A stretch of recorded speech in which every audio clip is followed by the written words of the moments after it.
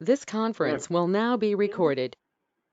I'm going to call the special council meeting to order at 5:50 p.m. for April 9th, 2020. Roll call. McKeever. Here. Myers. Here. Me. Here.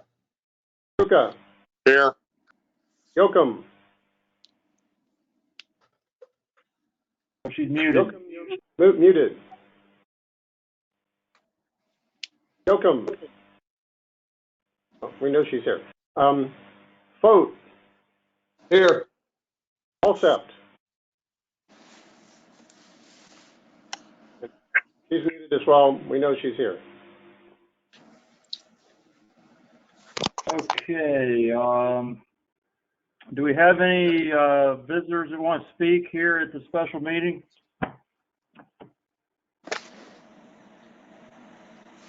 No visitors? Okay, we need to have a vote on the amendment of the Mayor's March 17, 2020 proclamation of the civil emergency pursuant to Bucyrus Codified Ordinance 509.07. So we would need a motion to Mr. President, go ahead, Mr. Meyer. seeing paragraph number 11 having a change, I'll make a motion to approve this new updated version. Well, we got a motion. Do we got a second? McKeever seconds. I'll do a roll call vote. Myers.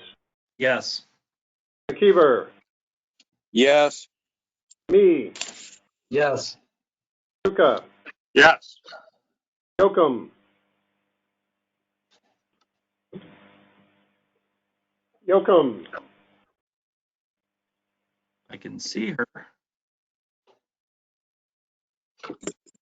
We do need a vote from Yoakum. It looks like she might be locked up. It ain't moving. Right. Fote. Yes. Fote. Okay, and Alsept. Alsept. We need a vote from Alsept and Yoakum on the motion to amend the declaration. I can't hear anything. We can hear you, Lisa. We can hear you. Oh, I just told her to say yes. okay. We need a vote from Yoakum and Alsept on the motion to amend the Proclamation? proclamation, yes. Okay, I'm sorry. Yes, my son had the volume off. Okay, we can see you talking, but we can't hear you. Okay. That's, Thumbs up means yes. Yoakum. everyone is a yes on, so motion passed. We do need to hear Yoakum though in the meeting coming up because we can't hear her. Okay.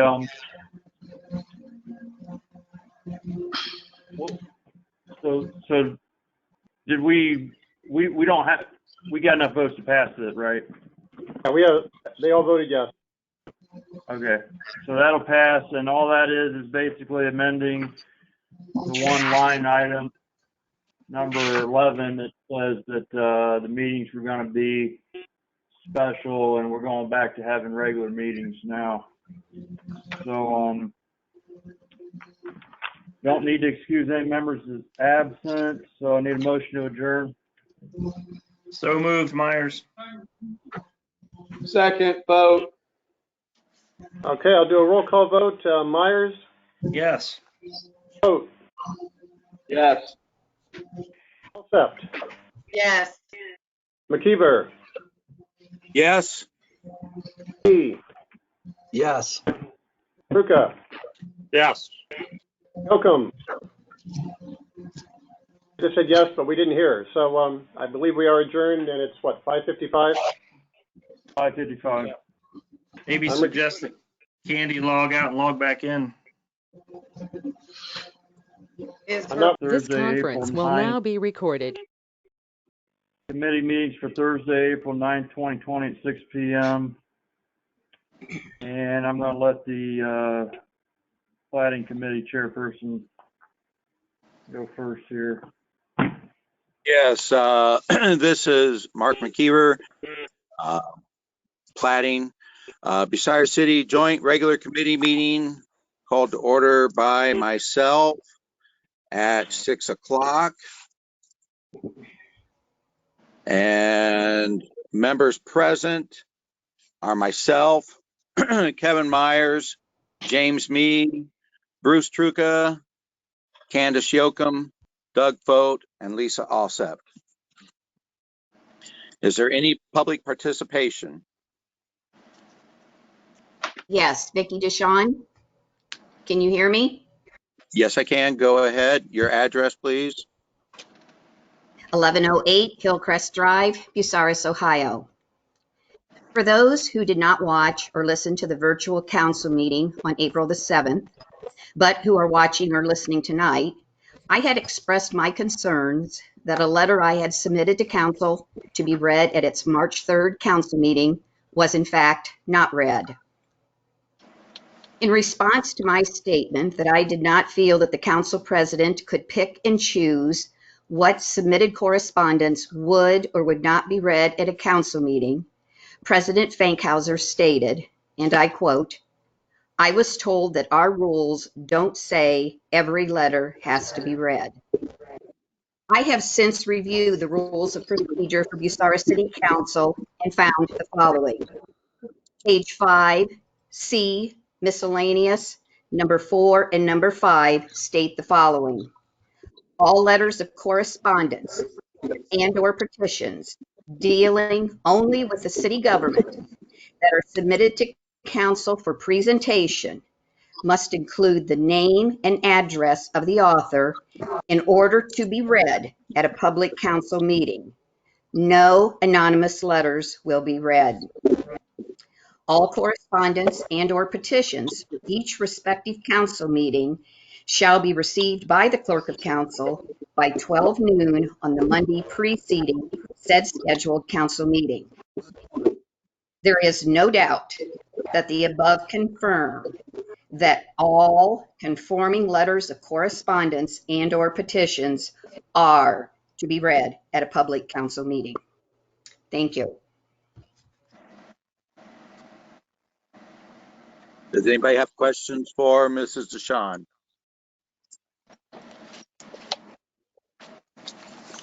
If not, we'll proceed.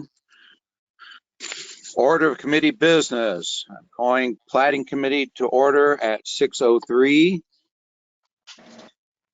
First order of business is the 2020 mill-and-pave.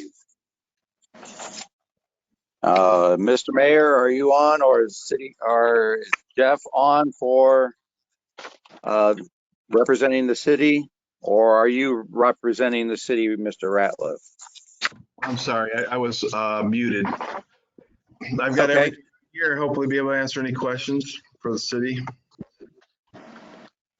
Y'all should have a copy of it, though. No, I do not. I had a hard copy delivered to me. This is Bruce speaking, and I don't have a hard copy of it yeah, I think that was an addition. in my packet. Mr. Chairman, this is Council Clerk. I received this from the administration about 3:30 this afternoon. It is in the packet on the website, and it is I believe it is in Mr. McKeever's packet because he came by after that. Everyone else who has a paper packet came by before I had the mill and pave. I did email it to everybody, so if you check your city email, it is in there. It's 3 pages and a lot of numbers on here, but it is on the website and it is in your email. I received it about 3:30 today. Well, yeah, that's what we got it too. This one doesn't do me any good though. Are you able to pull up your email on your? Oh, you don't have your computer. No, I don't have a Bruce. computer. That's correct. Um, What would you like to know? Well, Well, I'd like Mr. to be able to look at it. I mean, you know, it's like, unless you're going to read every line to me. Well, if that's what Well, it takes, that's what I'll do. I mean, Mr. Mayor, what streets have been taken out since you are asking a reduction in this due to the current situation? I don't know that. I have the what's in it, which Correct. which is I- I'm sure what you're all Hey. looking for. Okay, Bruce, I I was can gonna tell say, you, I'm looking through this one online right now, and I see nowhere does it say anything about street names or anything. It just has to do with material lists and basically what we're buying, curbs and gutters and drains and, but there's yeah, it no does description. say it, Doug, it does say it at the very top where you see the description and then you see the unit price. Over the next column to the right, it says Crossroads Boulevard, Franklin Court, Irving Street, Sears Street, East Charles, Catherine Street. I'm just reading off the streets that are being on this list. East Mansfield, Whetstone Street, that intersection there. Penn Avenue, Friendship Drive, Ridge Drive, Kaler Avenue, Highland Avenue, alley west of Union Street, South Whetstone Street, alley between Southern and John Street, and miscellaneous locations and water plant access road are the streets that they have on the list. My bad, my eyes are bad. I didn't see that at the top. That's okay. I was just reading them off so Bruce could know what streets they are. I got a question. Go ahead, Bruce. My question is I know last fall I brought up about Wayne Avenue, and I know that they said that, you know, it was late in the year and there was going to be some type of projects that were going to be coming about eventually on Wayne Avenue. But in the meantime, I'd like to see if you could at least get out there and do some patching. We certainly could. Yeah, I'll mark that down. Okay, thanks. We actually cut back on this list several $100,000 because at the mayor's conference last week with the governor, he mentioned that gasoline tax has been running about 40% below normal. And so we thought we better be proactive. We're not going to, even though we're planning to get about the same as what we got last year, we're not going to get the increase of the 10 cent a gallon tax. So we probably won't be getting, that will offset by the decrease in driving. So we had to eliminate some streets. Still, it's a pretty aggressive mill and pave program. So it's still over $1 million. I think you'd be hard pressed in any community anywhere of our size close to us, or even in the state, that takes care of the streets like we do. Right.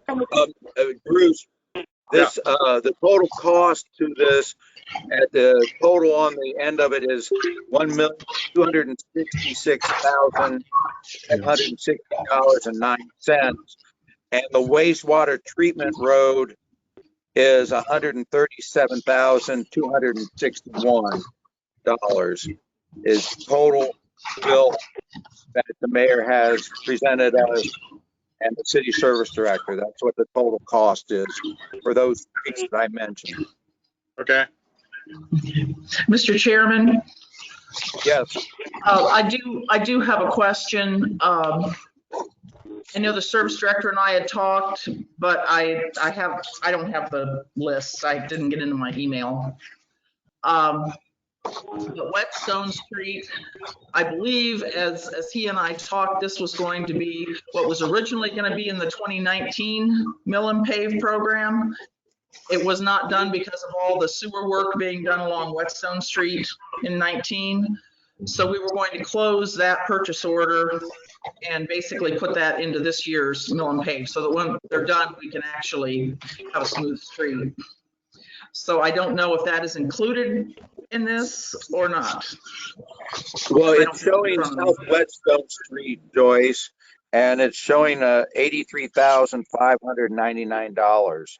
Is that what it was for last year? I believe it was more than that. So I'm Okay. I'm not This is sure. just Wheeler South then to Southern Avenue. Okay. That's 83,000. I did question our engineer about it, and he said that estimate was correct. Because I thought it looked a little low, but he said no, he double checked it. So he said that's the correct amount. The other part is the intersection of Mansfield and Whetstone. That's two different things. That's 28,000 and some change. Okay. Okay. Okay.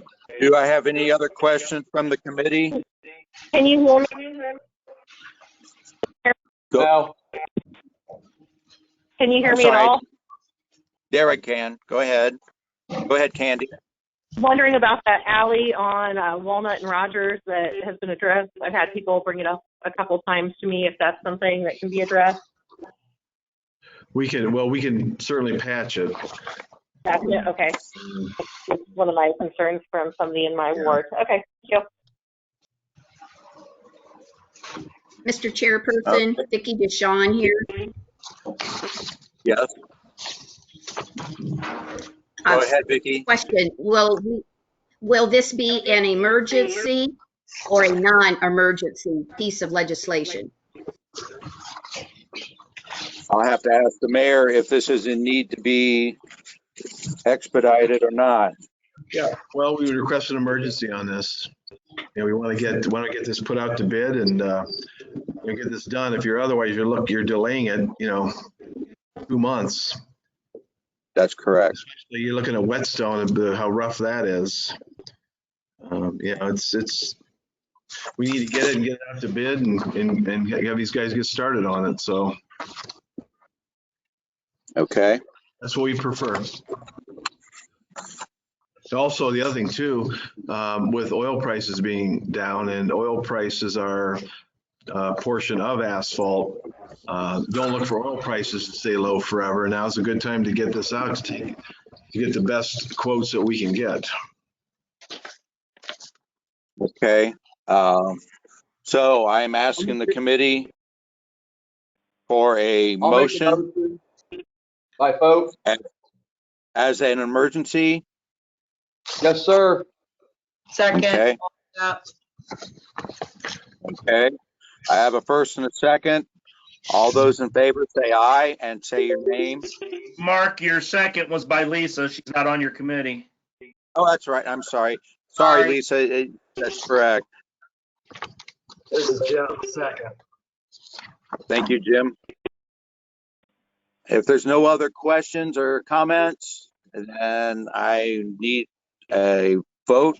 All those in favor, say your name and your vote. We're going to do roll vote or what? Yes. That's easier as far as I'm concerned. Go ahead. Pruka? Yes. Me? Yes. Vote. Yes. Okay. Motion passed as an emergency legislation.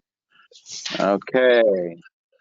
Next is our rezoning request for 1725, 1675, and 1955 Hopley Avenue, which is the Ohio Mutual Insurance property, and as well as Epworth, and I do believe it's Christian Missionary Alliance Church out on East Hopley.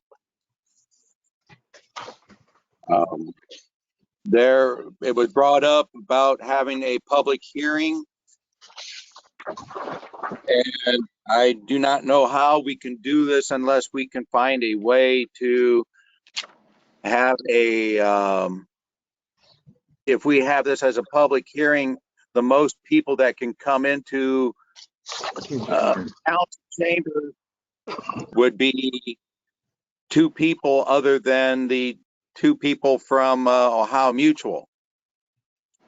So we have to come up with a way to possibly have it so that we can have people meeting outside in the courtyard of the city monitor.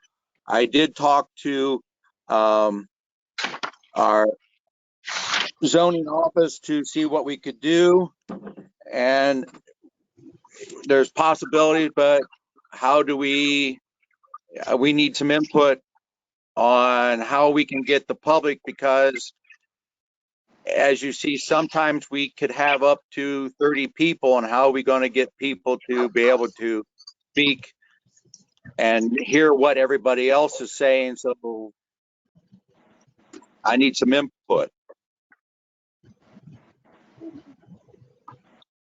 Mr. Chairman, Yes. this is Council President Fankhauser.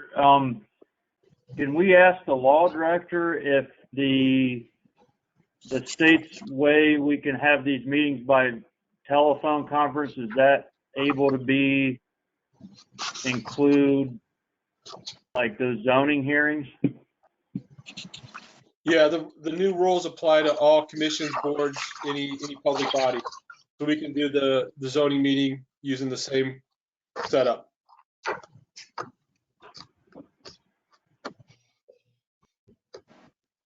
Hey, Mark, this is Jim. Yes, Jim.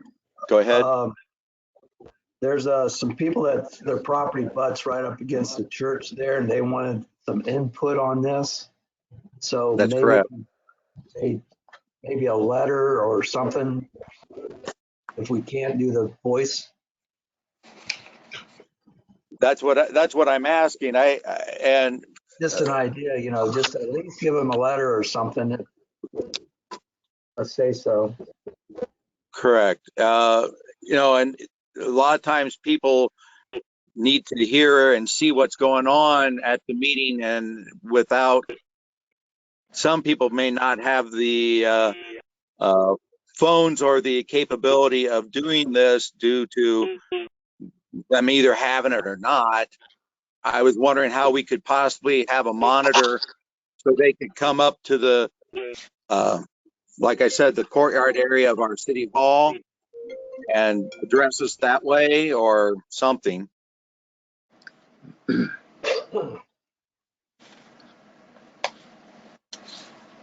other input?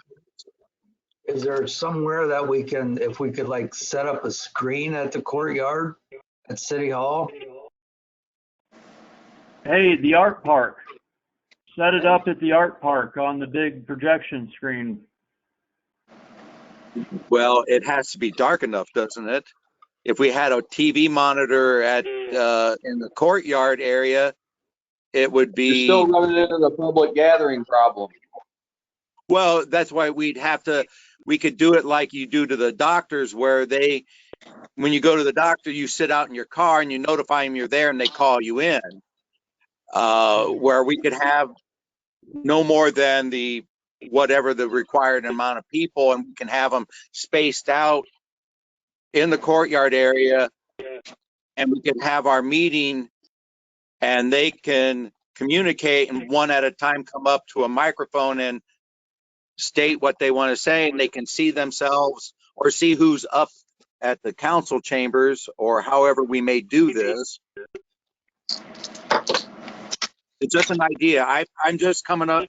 I need some input, because if we're going to do this, we got to find a way so all the people can voice their opinions, and also we can read their letters like we do during our BZA meetings. People do respond by letters, but there's other people who need to see what's going on to hear it, so they can put their inputs, because they don't know the whole thing until they actually hear what Ohio Mutual proposes and so forth. Is there a way you can, allow a certain amount of people in a room at one time and have it audio so the rest of the people can hear it outside?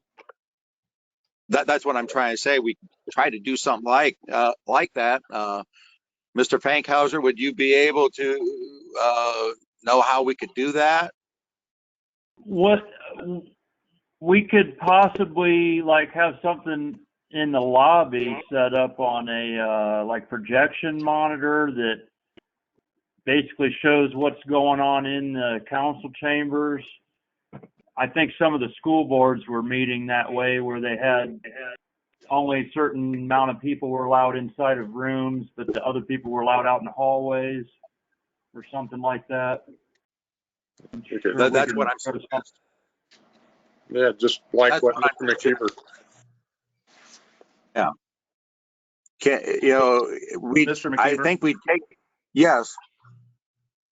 Go ahead. I would say I'm not on your committee, but I do have an opinion to share as far as the meeting. We're looked at to be leaders in the community, and while the governor and everybody else is telling everybody to stay socially distant, I think we would be going against that. I think, we've got the technology to do this here with the GoTo meeting, and it can be live streamed onto the Facebook page as well. I think that we've got the ability to do it without trying to bring people together. If you set up a microphone, who's going to clean it in between every use? During the time that we're supposed to be isolated and encouraging people to stay at home unless it's an emergency or a need to be out, then I think we'd be wrong for trying to ask people to go somewhere. But that's why I'm asking for this. I don't know how we're going to do this. We have to have some way to do it so that everybody has access to this. Mr. President, this is Council Clerk. Just an observation. If you were to reschedule this public hearing, there's still a requirement of a 30-day notification. So if that was decided to reschedule tonight, you're still talking about May 18 or thereabouts. Yeah, I was afraid of that. So what if we do like a combination where somebody Facebook lives it on a city's Facebook page, in addition to allowing the call-ins on the conference for people that don't have access to Facebook? Because everybody's got access to a phone to make a phone call. And maybe with a combination of those two things, and we could throw it up on the screen there in the council chambers, and the mayor can get his phone and hold it up and, stream it so people can see what's going on. And I think anybody else has already got something in the mail showing those exact same blueprints anyway. So if they want to call in, if they can't get on the computer and get on Facebook, they can call in and look at the notes they got in front of them. Mr. President? Yeah. Go ahead. I agree with Mr. Myers, because that was my whole thought process this whole time that we were discussing this is, especially because there's some people that are going to be of a certain age and whatnot that are not going to even try and come out. So even if we would make it where they can come out, they're still not going to be able to come. That's correct. But with the stay-at-home order, I agree. Our electronic way of doing things, like Kurt said, Mr. Fankhauser, you can phone in, nothing else. I think that's given as many options as we readily have available to ourselves. Okay. So that would meet the legal requirements. And have we gotten any letters of correspondence on this rezoning from any of the neighbors? Sometimes you can judge by how many people is going to show up at a hearing by how many letters are. Mr. Not Chairman, necessarily. Go ahead. Go ahead, Todd. I have not received any letters or phone calls. I don't know that the zoning administrator has. He hasn't forwarded any to me at any rate. We did have a meeting on this, I want to say late February. I think it was in committee. There were a number of other people at that meeting. We were talking about some other issues at the time, and they were there and they had some comment. We did have, I think, maybe 2 or 3 people who spoke about the matter, just the rezoning matter in particular. They were there to talk about that. So I think in the previous platting meeting when this came up, we had about 3 people, I'm going to say, who spoke about it. To my knowledge, that's all we've had so far. But I will say that I have sent out, well, for the initial meeting, I sent out about 60 letters. So that's a fairly large amount of people. There are a number of homes in that area, so I would expect in that part of town as well, I would expect more feedback than not for that particular proposal. Mark, Yes, go ahead, Bruce. this is Jim. Oh, Jim, go ahead. I've had one resident in that area address me about how he could address council. And should I tell him a letter would be appropriate or to call in during the meeting? A letter can be appropriate because we do read the letters of people who can't come, whether they're for or against or what their concerns are, and we can address those because we do not vote on it that night.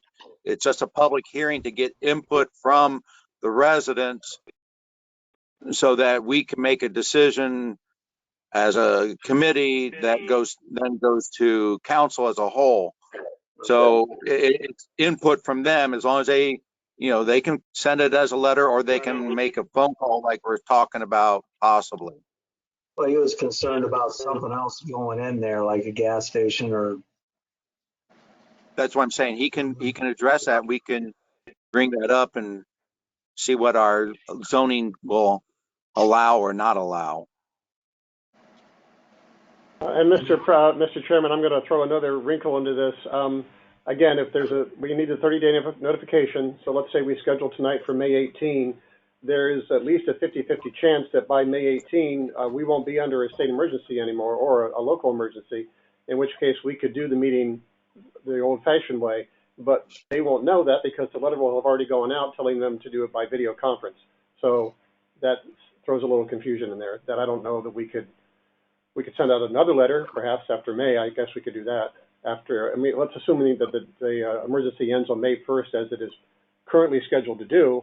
I guess at that point, I'm answering my own question here, but I could send out another set of letters that would take care of that.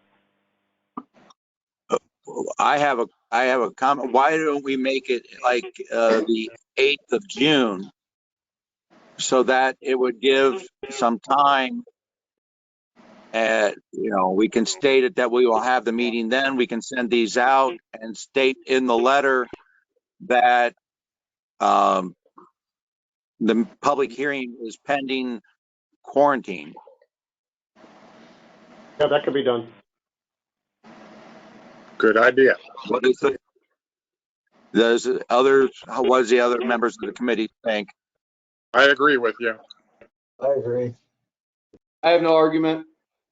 Okay, so I need a motion to schedule this for June 8th.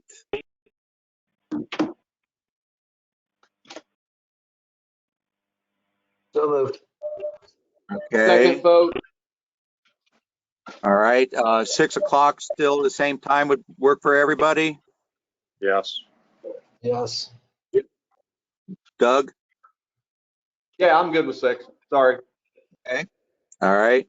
So I have a first and second, so I need a vote. So Bruce? Yes. Jim? Yes. Doug? Yes.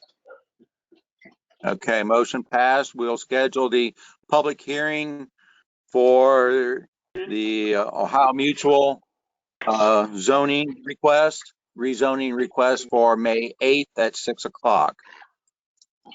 All right, with that, I will end the Platting Committee at 6:29.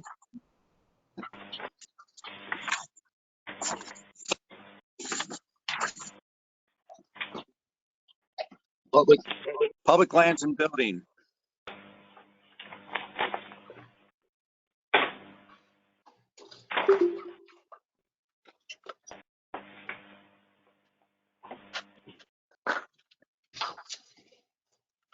Can you hear me now?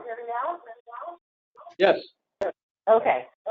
I'm calling the Public Lands and Buildings Committee to order at 6:29. Candy, you got two phones on. I'm hearing an echo. I do not. I don't know what's going on here. Speakerphone. You still don't have your computer speakers on?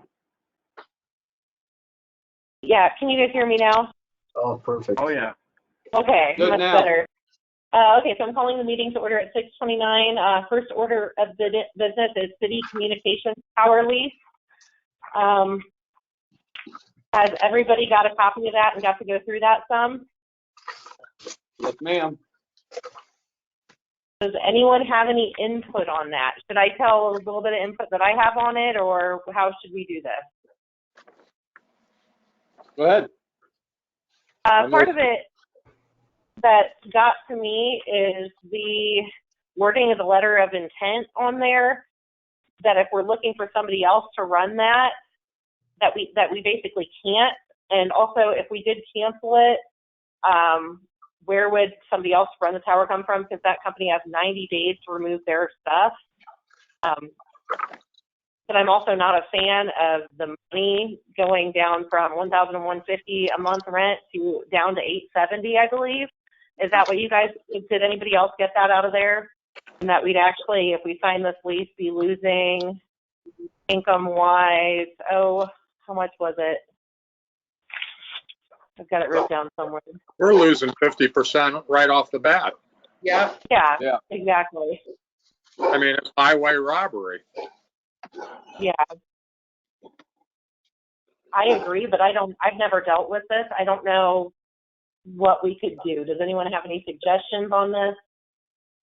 Well, I think our council president's got some answers for us because he had gotten some emails right before our meeting here. So, Mr. President? Well, I just seen the email here that had been exchanged between the law director, and I emailed that lady back, and I asked her here, I said, are you saying that that American Tower is going to discontinue the lease under the existing contract unless one of these options that you gave us are chosen? And she emailed me right here. This is her, just came in 2 or 3 hours ago. And she didn't say they would, and she didn't say they wouldn't. So I think they're bluffing in order to try to get the lease payments down, is my observation. But I don't see anywhere else they could go, because I mean, if there was another cell tower close to that one, then yeah, I would believe they would jump ship. But since there isn't one, and the other thing to consider here is, you know, they're basically saying that Verizon, which is a tenant on there, you know, doesn't like the rent that they're having to pay. Well, Verizon is the one that originally wrote this lease for us, because it originally was a Verizon tower, and then they sold it to the tower companies, probably to free up capital. And so what I would say is, if Verizon doesn't like the rate they're paying, why did they write that lease up with that rate in the first place? That's all I got to say about it. They've been in agreement with this lease for the last 10 years. Am I right? These terms have been fine for the last 10 years? Yes. That's my understanding. Yeah. That's my understanding too. How long ago did Verizon let this American Tower place have control of the tower? I'm missing that date. I'm not finding it.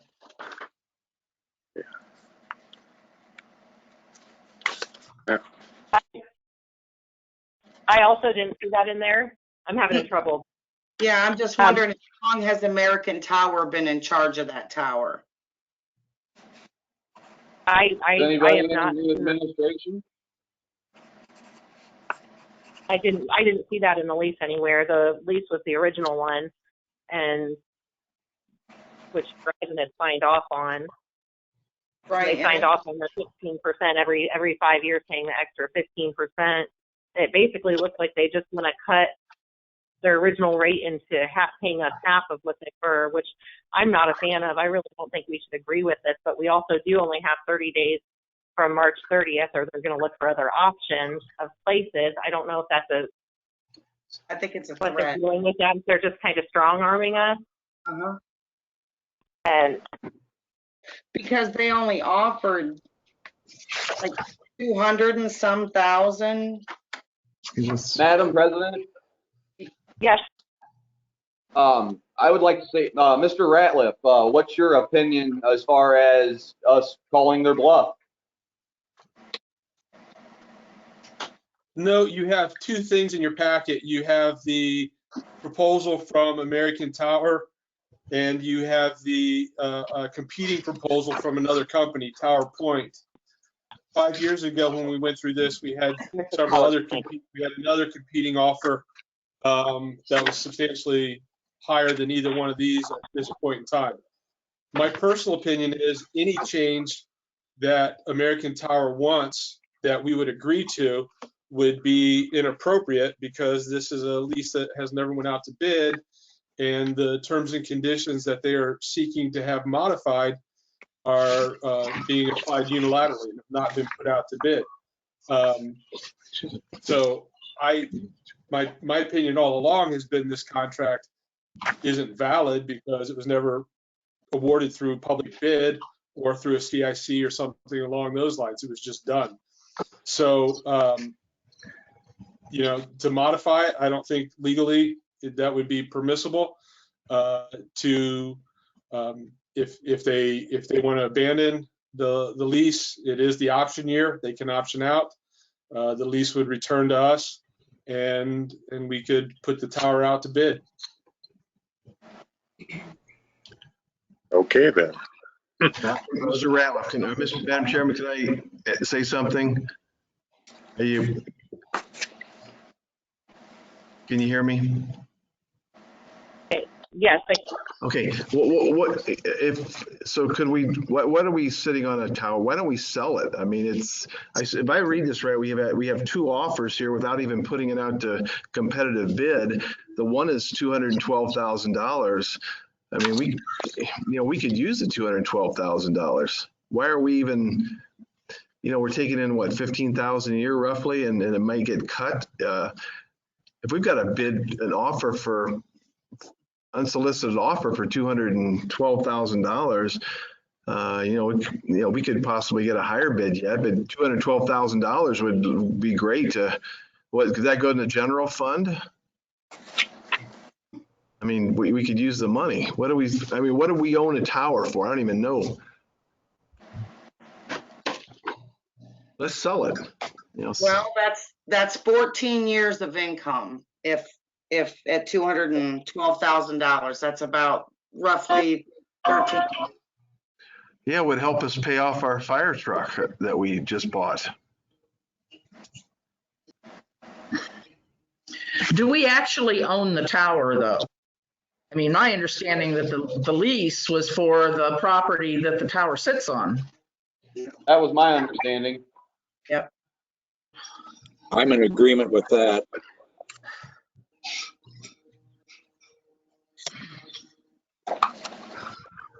That was also my understanding on it, especially because, like I said, if we did not stick with the original lease, if we want to leave it, then they have 90 days to get their equipment off the property. So I'm assuming that's the tower. I don't think they're going to do that. I don't think they are neither. I like Mr. Ratliff's opinion that it's something that we can't really. Yeah. I think Mr. Ratliff's right on this, and we do need to put it out to bid, or we can make a decision if anybody would be interested in selling the land. But then could we guarantee whoever bought the land is going to put a tower on it? Do we need that tower there? What?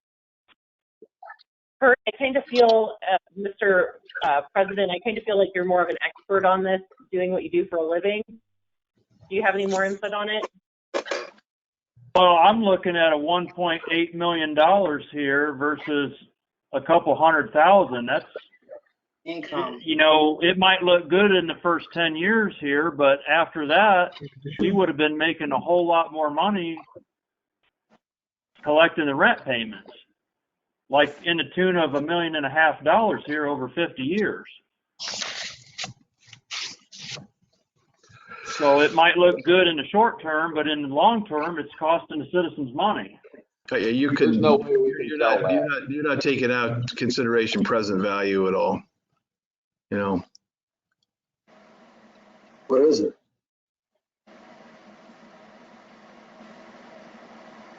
I really don't know what to do. Do we continue talking on this at a later time? Do we have a certain amount of time that we need to agree on this? Do we need to make it an emergency and figure something out? Input from anybody on the committee or anybody? I got into it. Okay. I say we listen to Mr. Ratliff and we call their bluff. I agree. So we put it out to bid? No. I'm sorry? To be clear, I'm not saying call their bluff.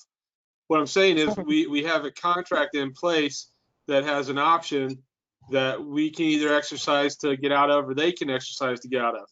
If we want to modify it, I don't think legally we can. So I'm not saying call their bluff. I'm saying that we either have a contract that's of questionable validity that we're going to continue with, or we should put it out to bid for a new contract.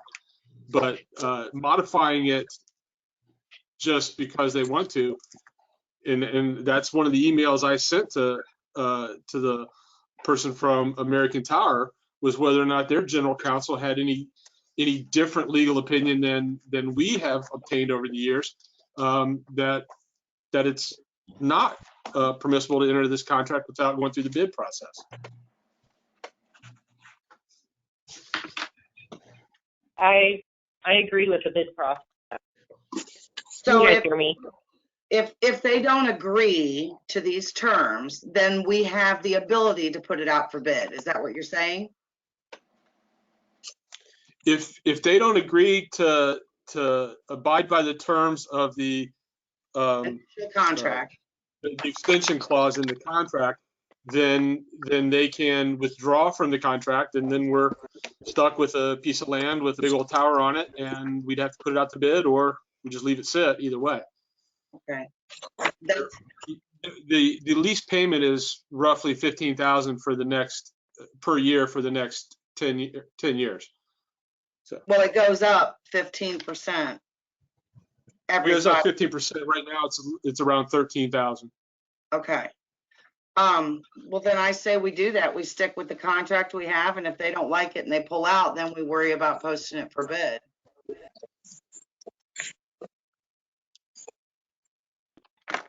Sorry for my poor wording, essentially calling their bluff. Right. You're fine. Same thing. So if this counting is a first reading, do we have to come to a resolution on this today? Council President, Mr. Hill, Ratliff? So this isn't even at a first reading yet. This is still in committee. And Yeah, it's just trying to figure out what we are gonna. so whatever the committee decides to do here, if they make any changes, it would then have to go through the council reading processes. If this type of tower were placed out for bid, what type of companies other than, say, Verizon would be interested in it?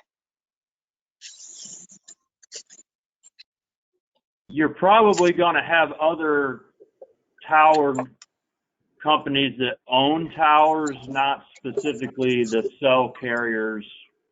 Okay, that are like gonna be contractors But like it's kind of like a real estate thing.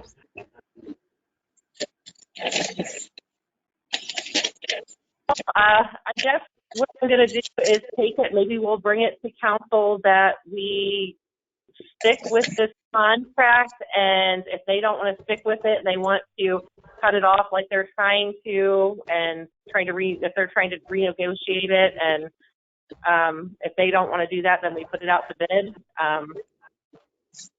Does that sound, should we take a vote on that? If council wants to leave it as is, as far as the current contract, I don't think there's any action needed by council at all. I see none that we need to take. Just put it to rest for now. Okay, let's put it through.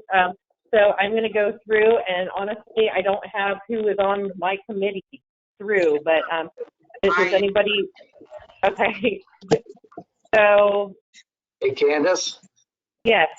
This is Jim. We could ask for an increase. What's that? We could ask for an increase. Right. Oh, could we, an increase on what the 15% increase we're already supposed to get on it? Sure. Sure. Again, that would be a modification of the current contract, which, again, the current contract's not valid in my opinion, but if we're going to make significant changes to it, we're even running more afoul of. And you're saying the current contract is not valid because? It was never put out to bid. Who did that? Verizon. It was done 10 years ago. There was one, it was Bill. Okay. That was under a different law director that was in office at the time. No, I didn't know how that worked. I wasn't sure. So That was council approved anything, or? That was approved through the Ross administration. So Rob, if we go through with this, we are not, everything should be okay if we just let it stand as it is and see if they'll abide by the, which I'm not sure they'll agree with, but just let it lay as it is now and go with that contract. We would be following protocol. Everything would be okay if we did do that, even though it wasn't originally put out to bid. Well, and that's what we did 5 years ago. I mean, okay. The contract's okay, in place. We've been abiding by the contract, and it's fine until somebody sues us, you know. But that's it. It scares me. Why did you say sue us? Who's going to sue us? Right. I mean, why? It's like Chicken Little all of a sudden. What's that? It sounds like the sky's falling. Why did you make that statement? Because it was a contract that was done without bid.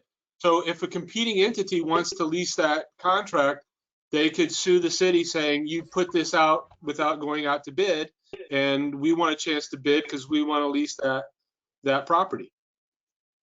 Is it past Hasn't the happened. statute of It's happened limitations or anything? I don't expect it to happen, but I'm just saying it could. I mean, so that's what I'm saying. I'd be careful about making material changes to the contract. We've already got another company that's interested in the tower. You know, there's been prior inquiries about the tower in the past.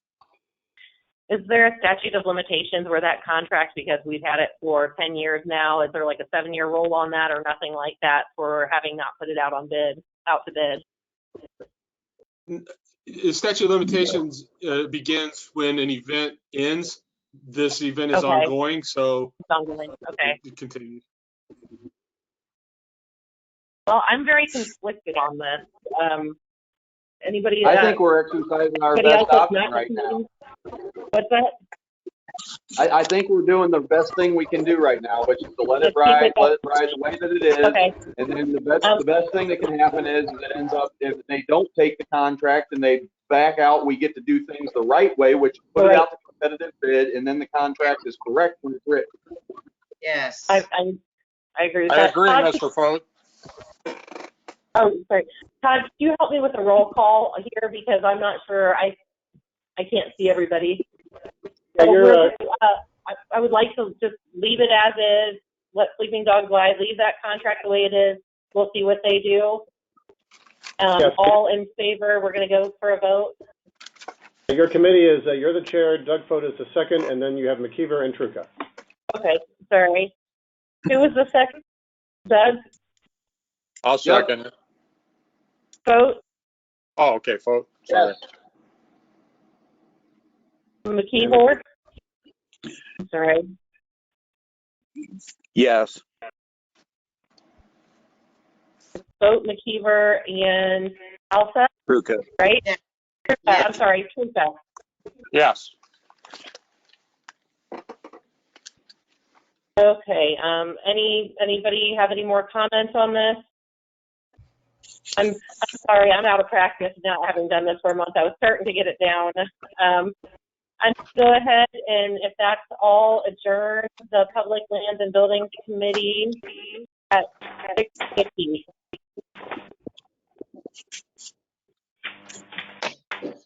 Okay, I'm gonna go ahead and call Service Committee to order at 6:50 p.m.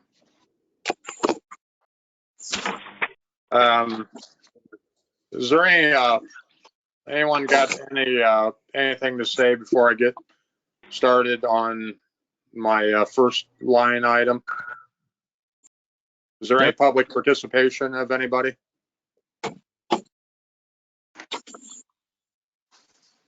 No? I guess I just got one question. Mr. Chair, Mr. President. Vicky DeShawn, 1108. Vicky? Okay. Is that who was talking, Vicky? Yes,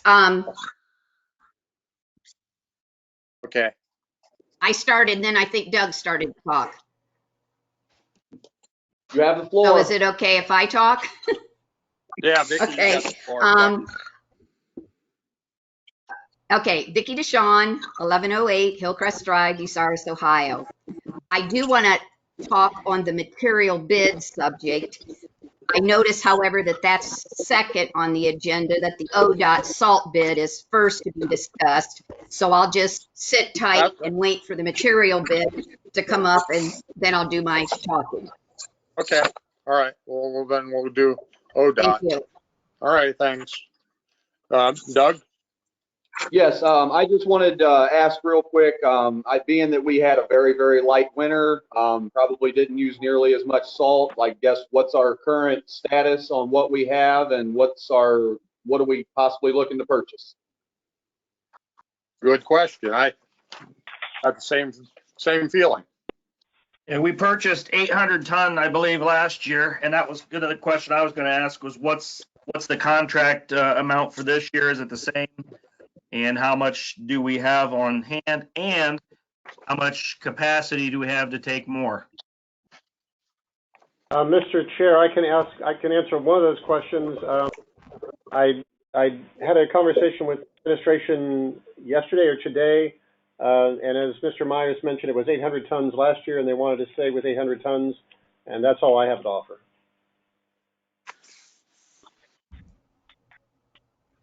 I guess I'm probably going to ask a kind of a dumb question here, but does that stuff hold very long? Does it all as it sits there? I mean, I don't mean to be dumb, but. Oh, I wondered the same thing. And how much money are we tying up? I mean, if we're worried about money right now, how much money are we tying up?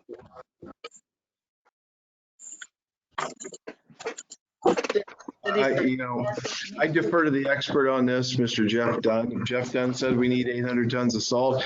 He's been doing it for many years. He knows it'll store. And you could have a milder winter. You could have a very bad winter. We haven't had any problem where we had to throw any of it away. No, I'm just asking the question. That's all. Okay. Well, you got to jump in the contract. If you want salt for next year, you got to jump into it now. Yeah, because I think the 800 tons isn't what we necessarily need right now. That's what the state's telling us is the amount of the contract, right? I know, yeah. I think that's what I remember from last year. Yeah. So, yeah, I don't know. I couldn't. If I remember right, we couldn't lower that amount. That's what they told us that we needed to purchase to be part of the. Yeah, you're exactly right. I thought it was a minimum bid. Well, they tell you on the contract, if you look at it under section 5 of the last year's agreement, it says hereby agrees to purchase a minimum of 90% of the above requested salt quantity. So we do not have to purchase all 800 ton. We have to purchase a minimum of 90%. 720 Right. tons.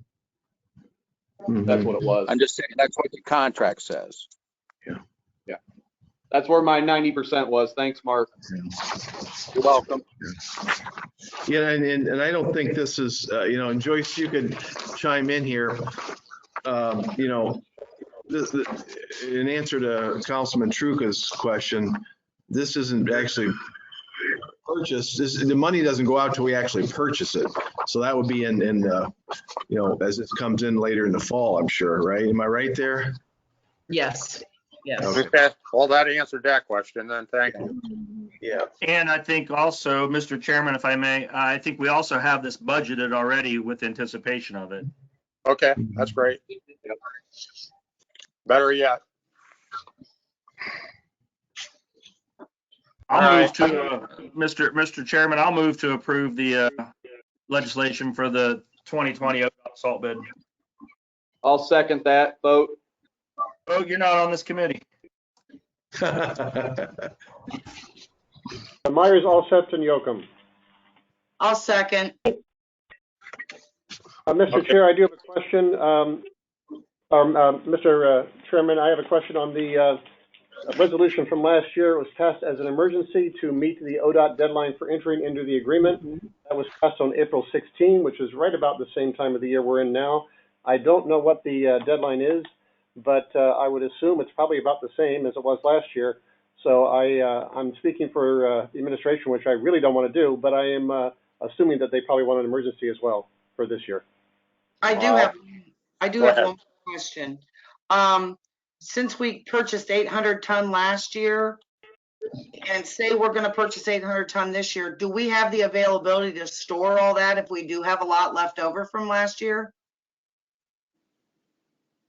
With that new state property, I'm sure we probably have plenty of room. The answer would Mr. be Chair, yes. also, if I could chime in, I know I asked that same question last year, and if we do not have enough space, the state will hold it for us. That's correct. Okay. Good question. Okay, can I have a second on that one? A second, Allsett. Okay, I'll let Todd roll the vote. Okay, Myers, Yes. Allsett, Yes. Yocum. Yes. Okay, that's it. Thank you. Well, thank you. Okay, I guess we'll go on to material bids next. Okay, Vicki DeShawn here. Okay, I think everyone's pretty aware of emails that I've had back and forth with you all about my concerns over Resolution 206-2020. I guess I'm going to just ask my questions and see if someone will answer. They're not going to be in any particular order.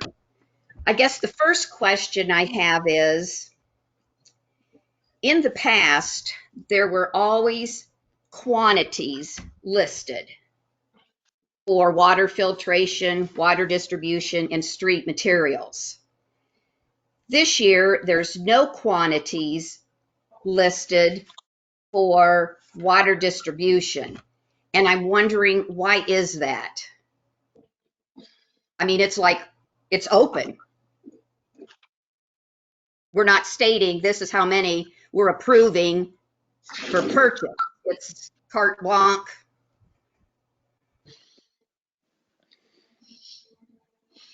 I have no understanding why that was.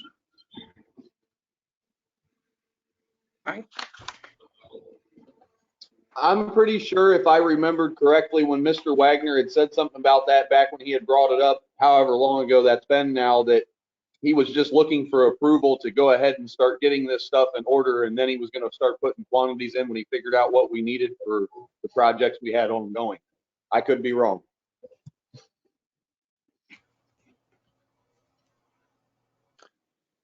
Anybody else?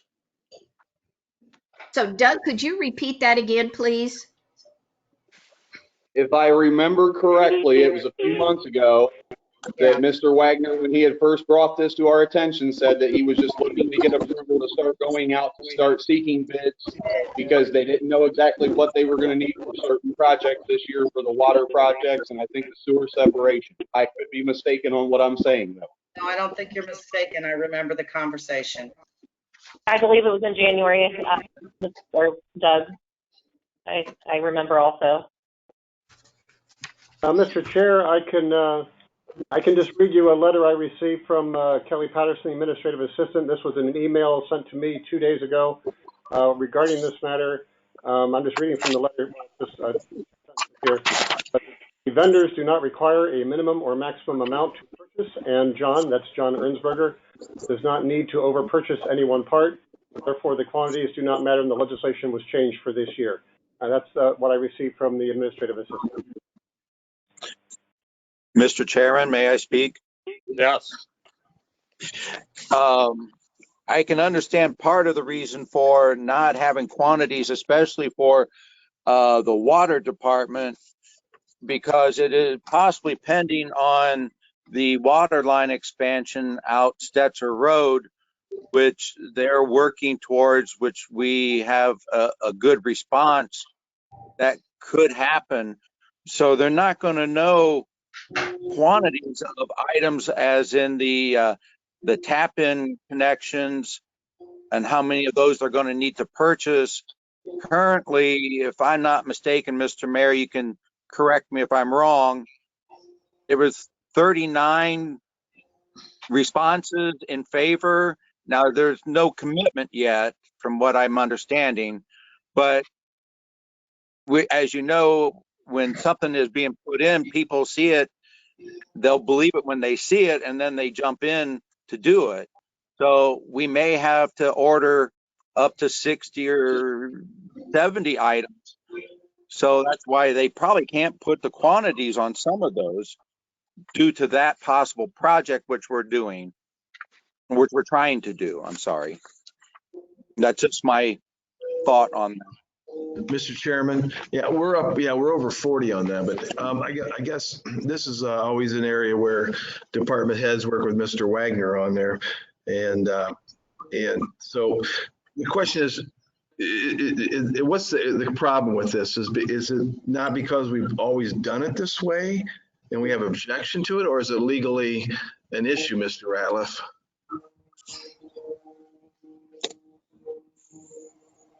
This is the way it was requested. It's requested without quantities. Okay, so what's the problem then? Does it have to have the quantity? Is it a dollar amount? What isn't it the dollar amount? What the issue is? Or I mean, Vicki DeShawn, here's my problem. The paperwork that was supplied to the service committee for their last committee meeting, and for a lack of better words, I'm calling it bid sheets. And they were sheets that listed the various items: water filtration, water distribution, street materials. And some items, there were quantities. Some items, there were not. There definitely were no quantities under the water distribution. However, and that was the document that was reviewed by the committee and approved by the committee. However, when legislation was prepared by the law director, he was given not only those bid sheet copies, but he was given a doctored up resolution. Let me find the number here. Resolution 207, 2019. And that was a resolution that was doctored up by the administration's office. That legislation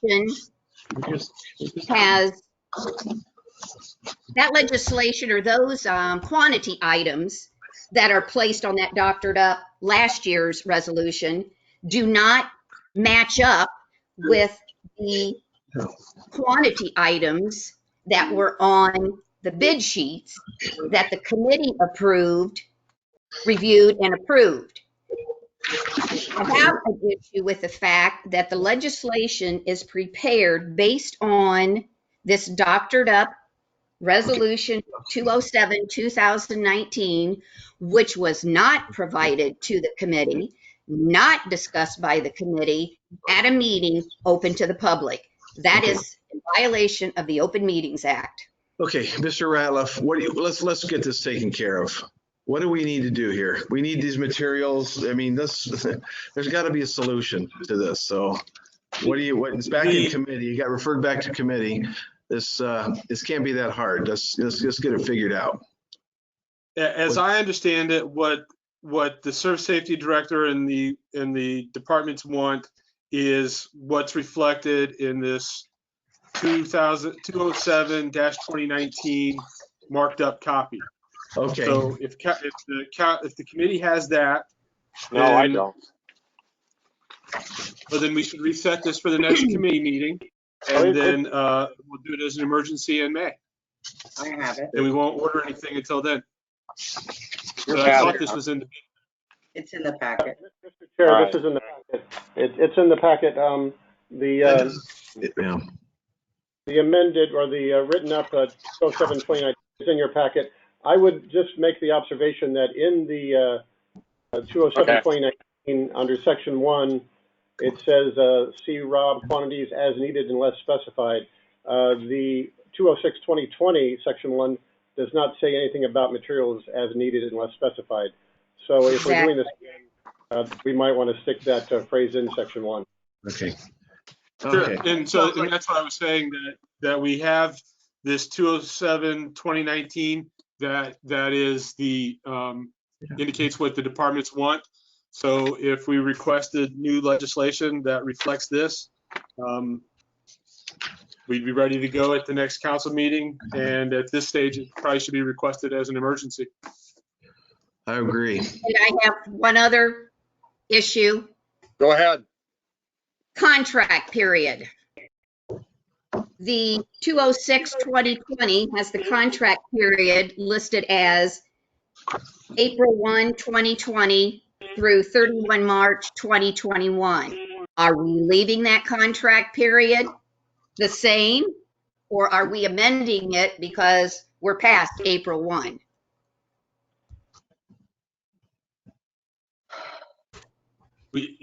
I don't know that it matters. We can leave it from April 1. There's nothing on order that I'm aware of at this point. Why don't we just But start? we can date it at the next. We can date it effective the next council meeting date.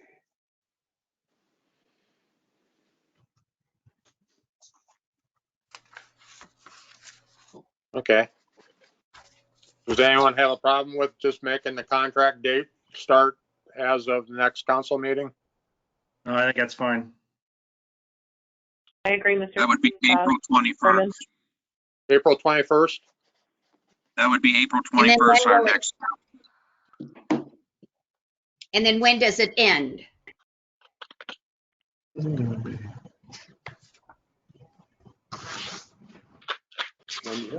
What was it, March 30th, 30? 31 of March is what it was. Keep it the same ending.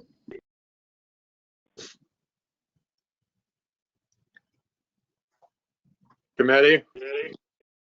I'm fine with that. I'm fine with that also.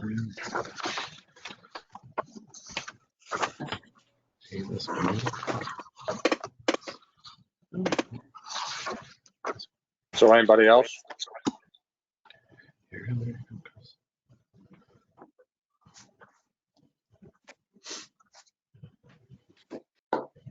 You need a motion, Bruce? Yeah, is that everything? Is that, you got anything else, Vicki? No, thank you. Okay. Wait a second. Okay, well, You open with the motion? hey, well, let Todd, Yeah. will you state it back and how it should be?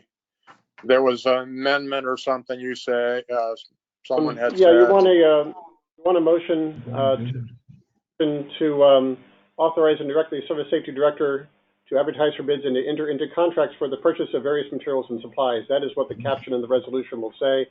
And it is for materials as needed, as specified, for quantities as needed unless specified for a period from April 21, the contract period beginning April 21 of 2020 through March 31 of 2021, and it would be emergency legislation as well. And are we referring to a certain resolution or anything like that? We're not well, that's a question for Rob. Are we amending Resolution 206, 2020, or are we starting new?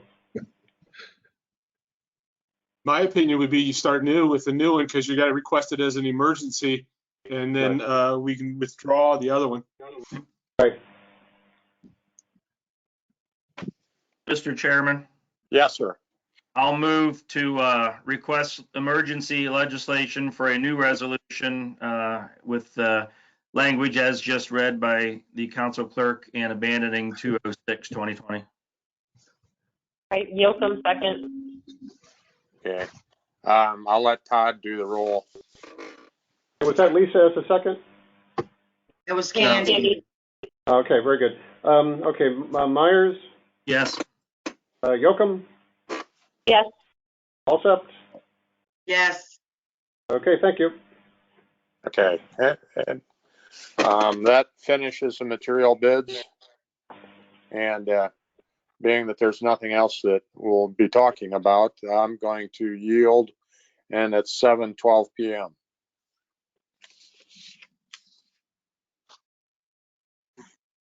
Okay, this is McKeever calling Finance Committee to order at 7:12. Okay, the ODOT salt bid. I move. Okay, Bruce, you move to approve. Yes. Okay, do I have a second? I got a question for you, Mr. McKeever. Yes, go ahead. Are we requesting, and I understand this is something we do every year, but are we requesting it up to a certain dollar amount, or we don't know what that dollar amount is yet? That's the only part I don't know yet. Mr. Mayor, do you know if they've given us a dollar amount for this year's contract yet? No, because we're going out to bid, aren't we? Yeah. That's what it's about. I don't even know if it's a state program, if they already gave you a dollar amount. No, we're just doing tonnage right now. Gotcha. I'll second that. Okay. Is there any other questions? If not, Mr. Truca. Yes. Mr. Myers. Yes. Mr. Me. Yes. Okay, motion passed.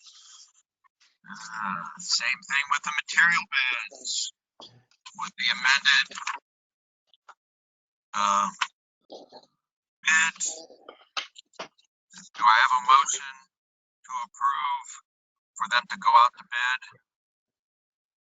And this will be an emergency? Yes. Yes, it'd have to be emergency on this one. So moved, Myers. Second. Okay. Jim, okay, a second with Jim. All right, as emergency legislation, all those in favor say aye. Mr. Myers? Yes. Mr. Me? Yes. Mr. Truca? Yes. Okay, motion passed. Okay, Mr. Mayor, we need some information on the State Route 98 water line, which we discussed previously last year. Yes, for those that, Mr. Chairman, for those that aren't aware, we are going, we discussed and approved a water line from the new water treatment plant into town as a redundant line. At the same time, with the hopes of picking up customers along the way. We had two options. One was to go and clean out the old line, which ran through the woods along the river. There were some issues with the video that we thought we might have some problems with it. In addition, it was never maintained properly when it was put in back in the 70s.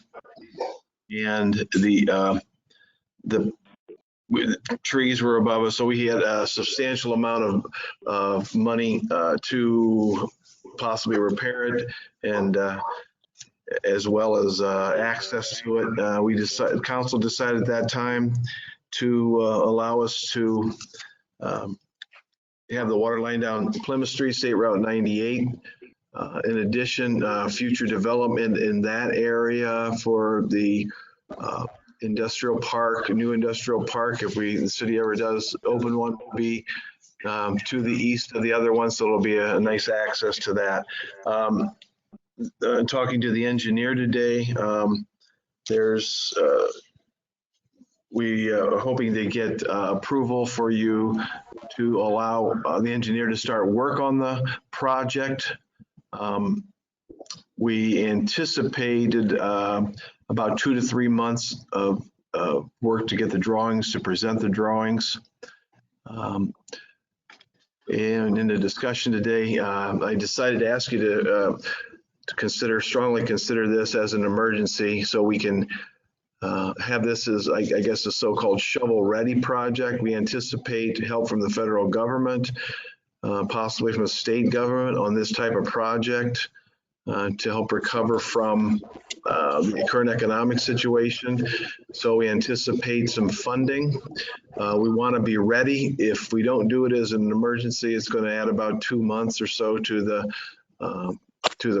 having the drawings. So basically what it is, you're just allowing us to get the engineer's drawings that we'll present to you then. Mr. Chairman. Go ahead. I don't know if this question's for the mayor or for the auditor. I know we have this budgeted. Was this OPWC money?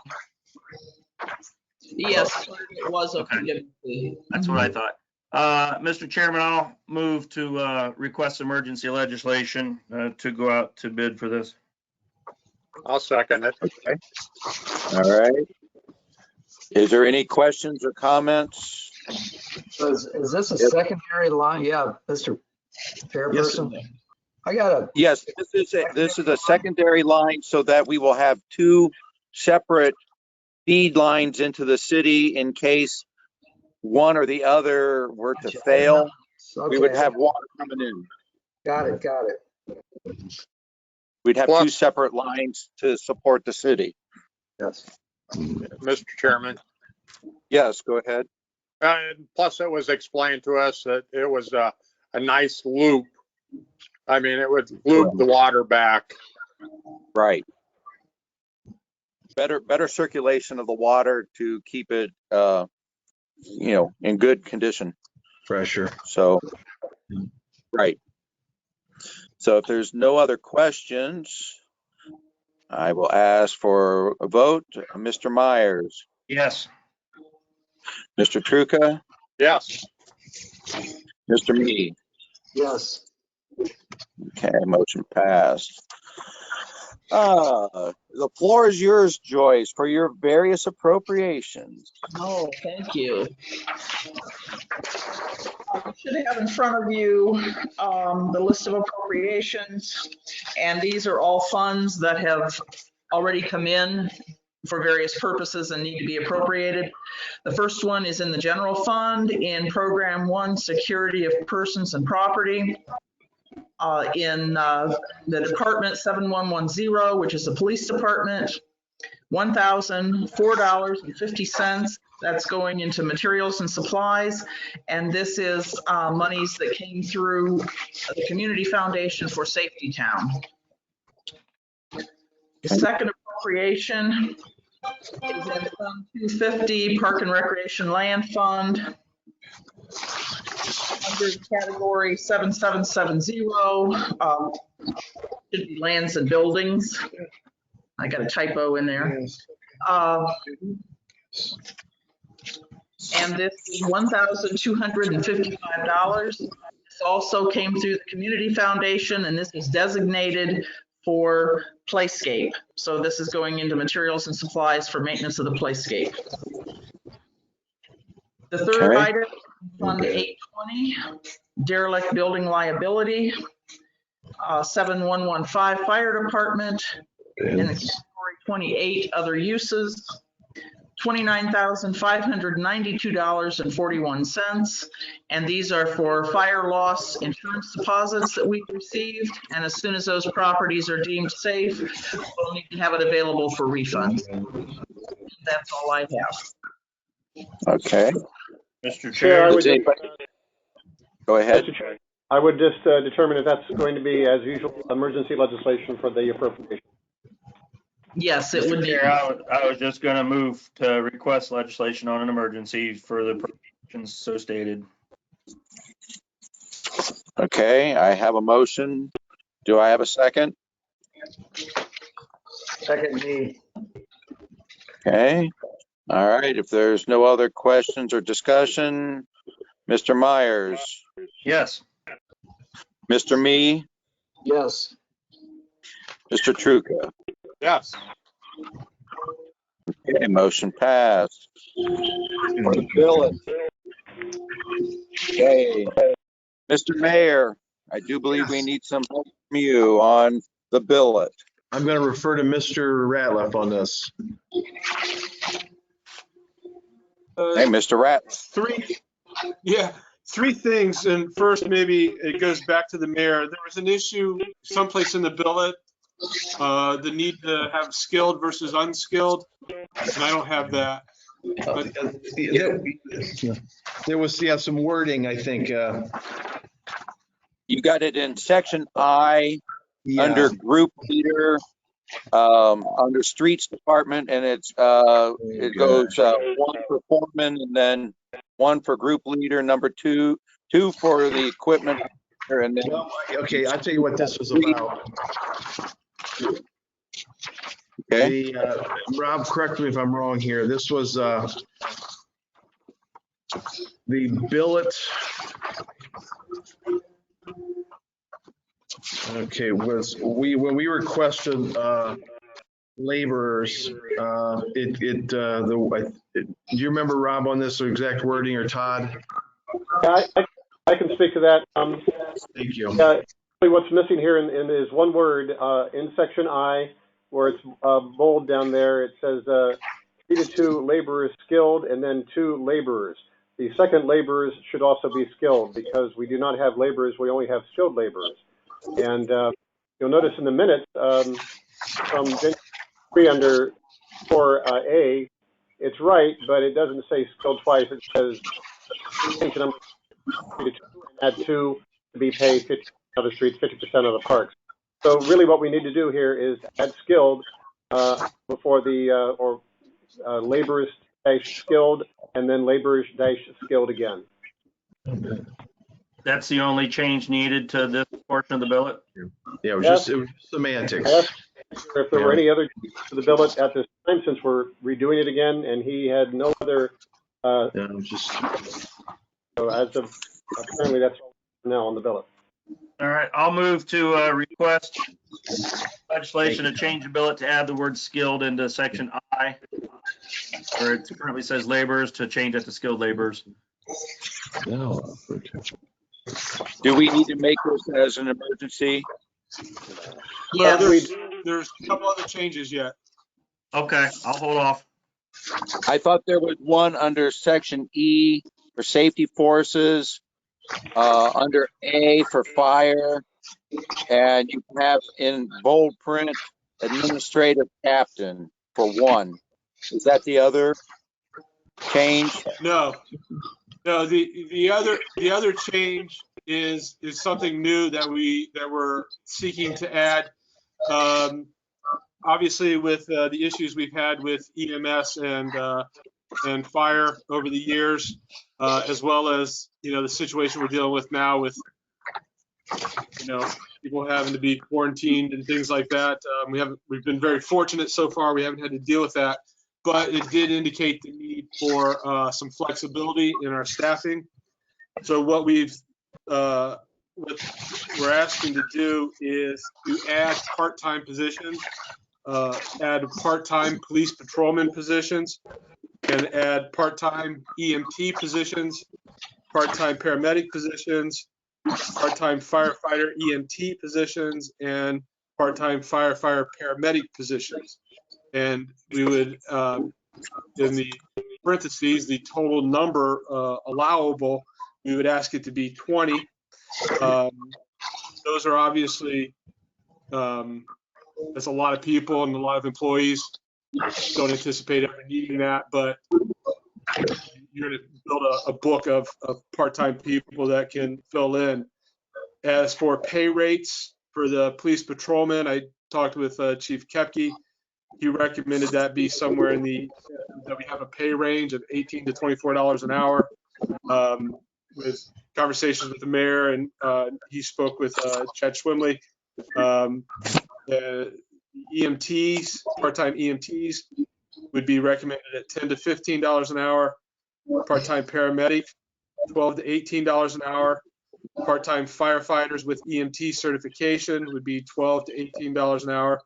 And part-time firefighter paramedics would be that same $12 to $18 an hour.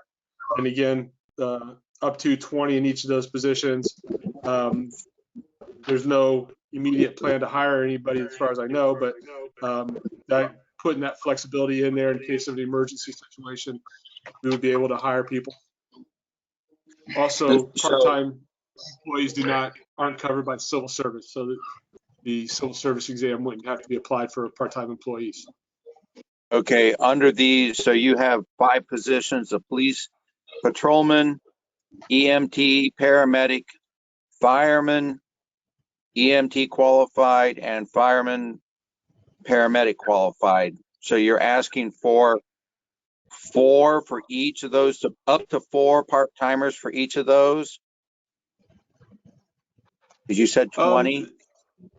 We had talked about putting a large number in there of 20 because in the discussions, you're not clear how many hours any one person is going to work. You may have 20 people working 5 hours each, or you might have one person that works a lot of hours. So Mr. Chair, he's suggesting 20 for each category. Mhm. Oh, you're saying 20 for each category? 20 for each category, yes. Mhm. Mark? Okay, that I just wanted clarification on the number. Okay, anybody else have a question? I have a question, Mr. Chair. The billet only applies to the number of the positions and the number of positions. The billet doesn't have anything to do with wages. That would be in the employee manpower, which is also on the agenda for tonight. That's correct. I know we're just talking about the billet. I understand that. Okay. Mark, this is Jim. Yeah, Bruce. This is Jim, me. Go ahead, Jim. Couldn't we be more clear on this? On how many we I'm need, sorry. where they need?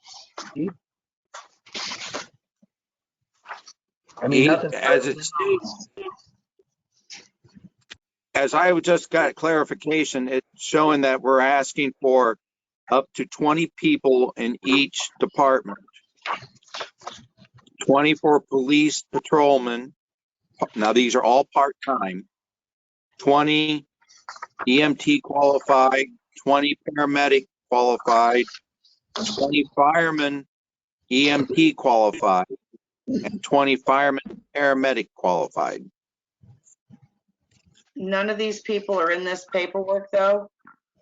Right, that's what I'm saying. Okay. We don't have part-time yet. We're wanting to add this. Yes, You want to add that this? is correct. Oh, okay. And it would be put under the appropriate sections of the billet. So would there be a time frame on this? I mean, is this just for the pandemic or is it forever? Mr. I Riley? would say forever. You know, there's another pandemic right around the corner from this one, I'm sure, you know. Yeah, it would be part of the billet, so it would be within the billet until the billet is changed. Again, we generally go through the billet once or twice a year.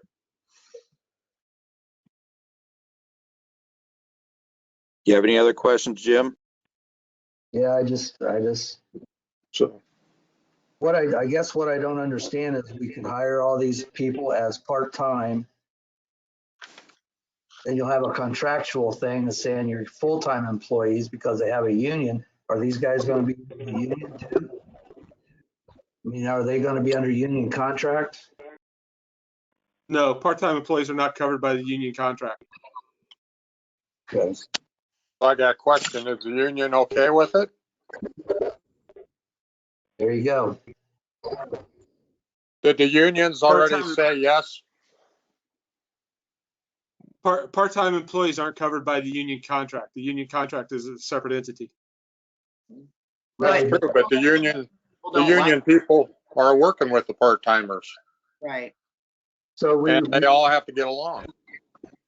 what we don't want to run into is like hiring part-time employees. Well, Bruce and I deal with the unions, so if they bring part-time employees down our shop, we have a problem with that. Mr. Chairman, I believe, at least, I was a union rep for 8 years, and if we couldn't create jobs that were going to take away what could have possibly been a union job, and that was from my union experience. I don't know what unions, how they run. It's ASME, that union, but I don't know. Oh. Can you I hear say me? something, Mr. Chairman? Yes, I hear you. It's not with AFSCME. This is with the police and fire union. These are just police and fire union. Okay.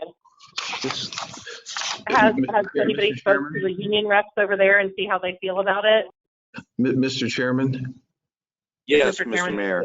So this is just one gives us some management flexibility in case we need to hire.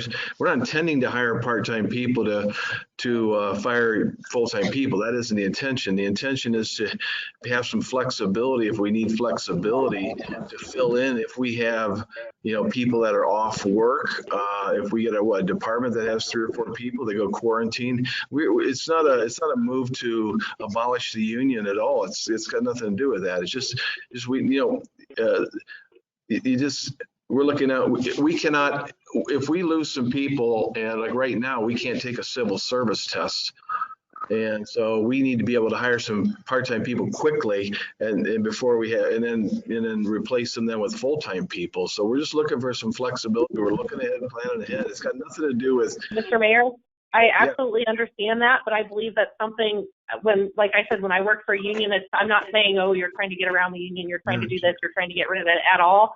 I'm saying it might be a union violation if you don't go through their union rep to make sure that's okay. Because where I worked, if we hired anybody in, that even if we hired 2 part-times in, that could have wound up being 1 full-time, that was a violation. And I'm trying to save the city possibly money in a lawsuit.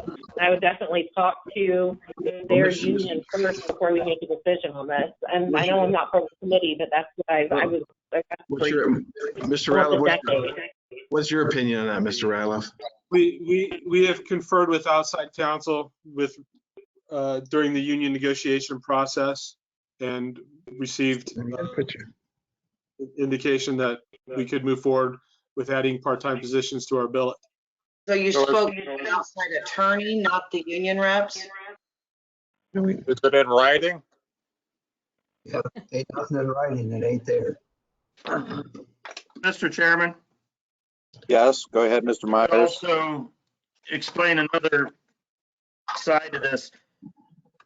We have currently, as part of the ambulance district, we're contracted with a company that the problem that we have back in the 1960s, we also had a private company that was serving the city that was failing, and they packed up and left in the middle of the night. I'm not suggesting that's going to happen here, but anytime you're dealing with somebody that's another entity, another company, that possibility, I think one of the things we're trying to do is, let's just hypothetically say that happened tomorrow.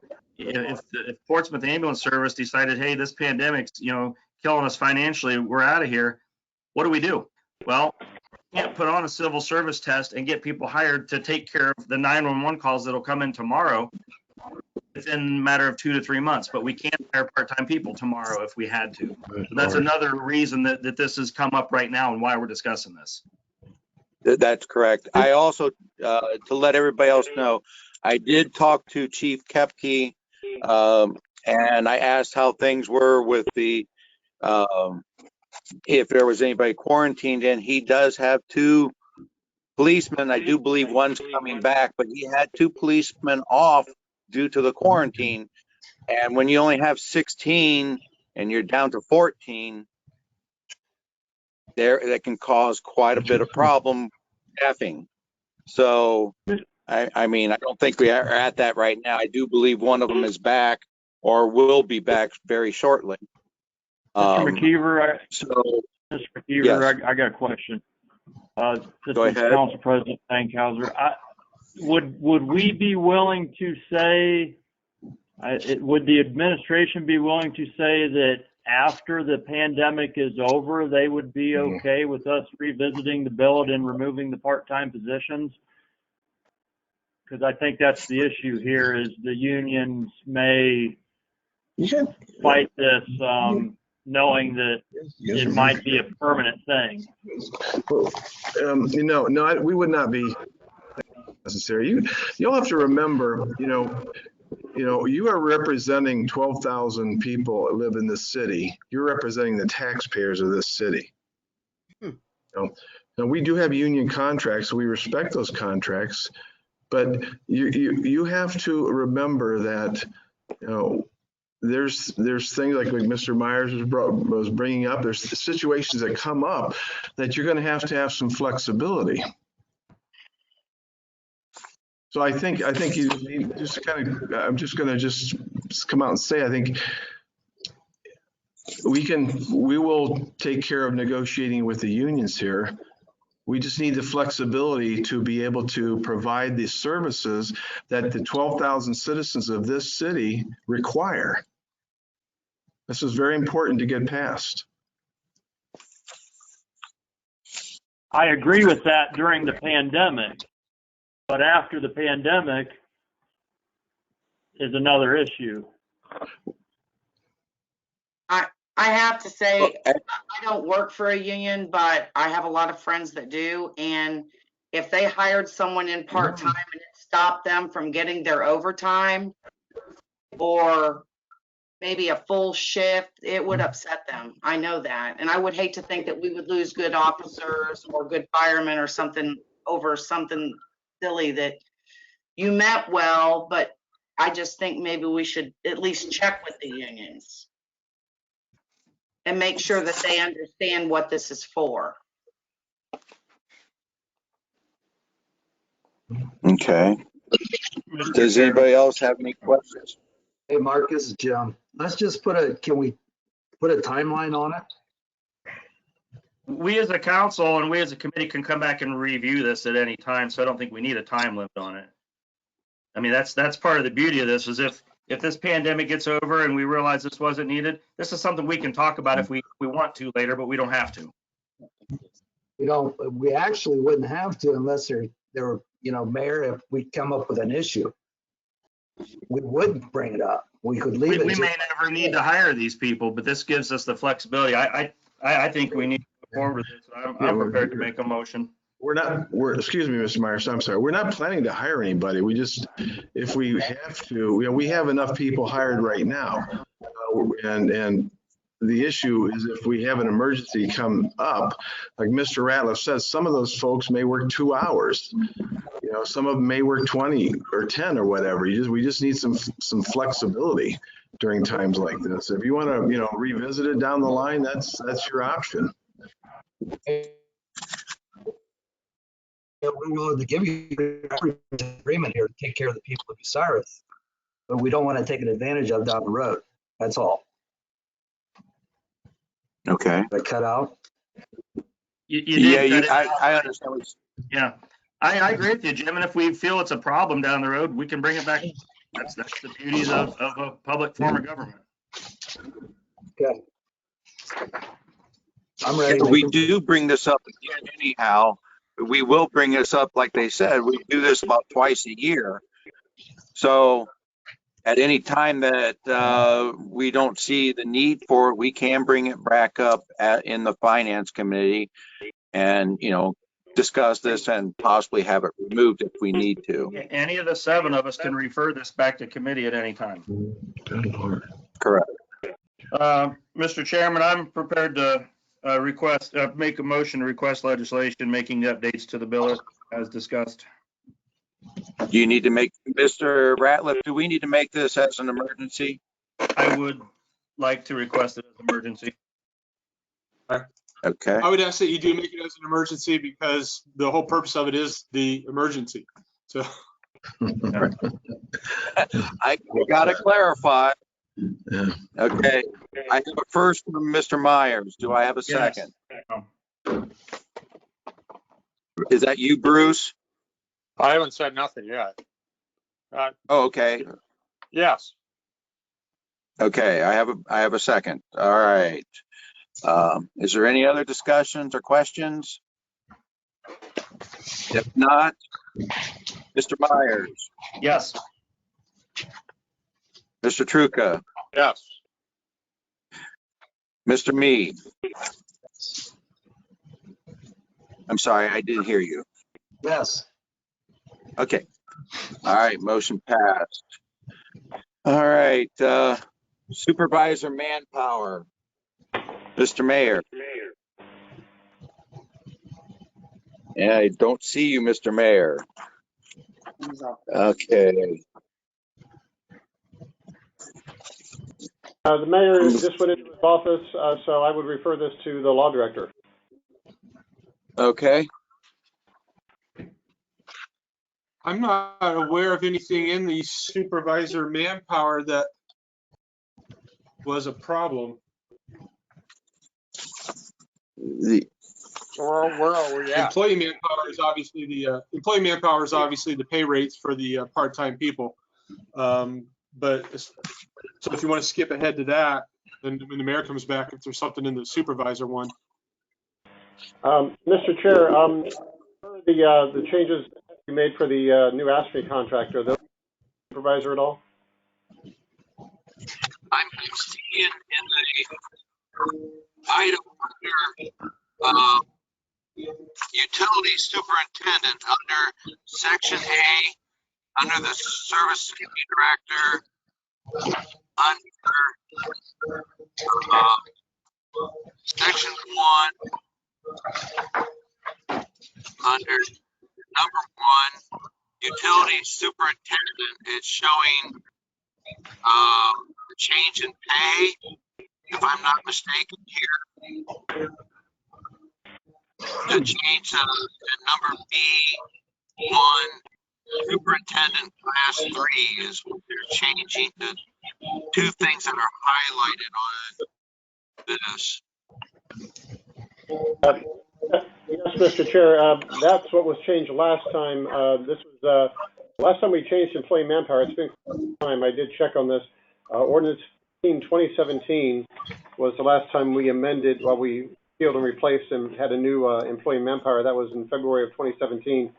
And under section A, as you mentioned with utility superintendent, that was what was changed last time. Added A in section 4, and then there was a lot of stuff in 8. A lot of stuff was changed in section 8 and section 11. A lot of things for the Borma plan was changed, and that was it. But yeah, I guess the question really Well, is allowed. Do we have any changes in the no, supervisor because of the ASME contract that we yeah, just? those changes do need to be made. The changes to all the pay classifications to reflect the pay increases from the ASME contract. So that all has to, all the pay rates have to be adjusted for the ASME contract. So is there a copy anywhere that we can look at without just being read to us? Mr. Chair, I do have the new ASME contract on my desktop here. It's quite long. I don't know everything there as wage scales. I'm not sure how detailed that gets, but as soon as we're done here, I will send that in as an attachment and email to everyone so they can see what's in the new ASME contract. I'm not sure myself what's all in there. I don't know if the house certificate gets wage scales or not, but I will send that to everyone. The only significant changes are going to be the annual pay increases.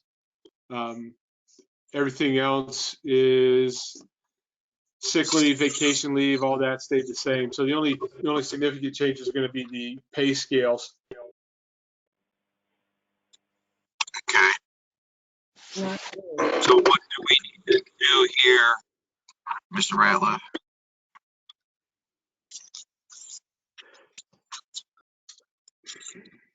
This seems like we're not prepared. Yeah, what we could do on the supervisor one is we could go through and create one that has all the new pay scales in it and bring that back to the committee so the committee will see the actual numbers before voting on it. Yeah. I think that would be good. Does anybody object to that? No, I think that's wise.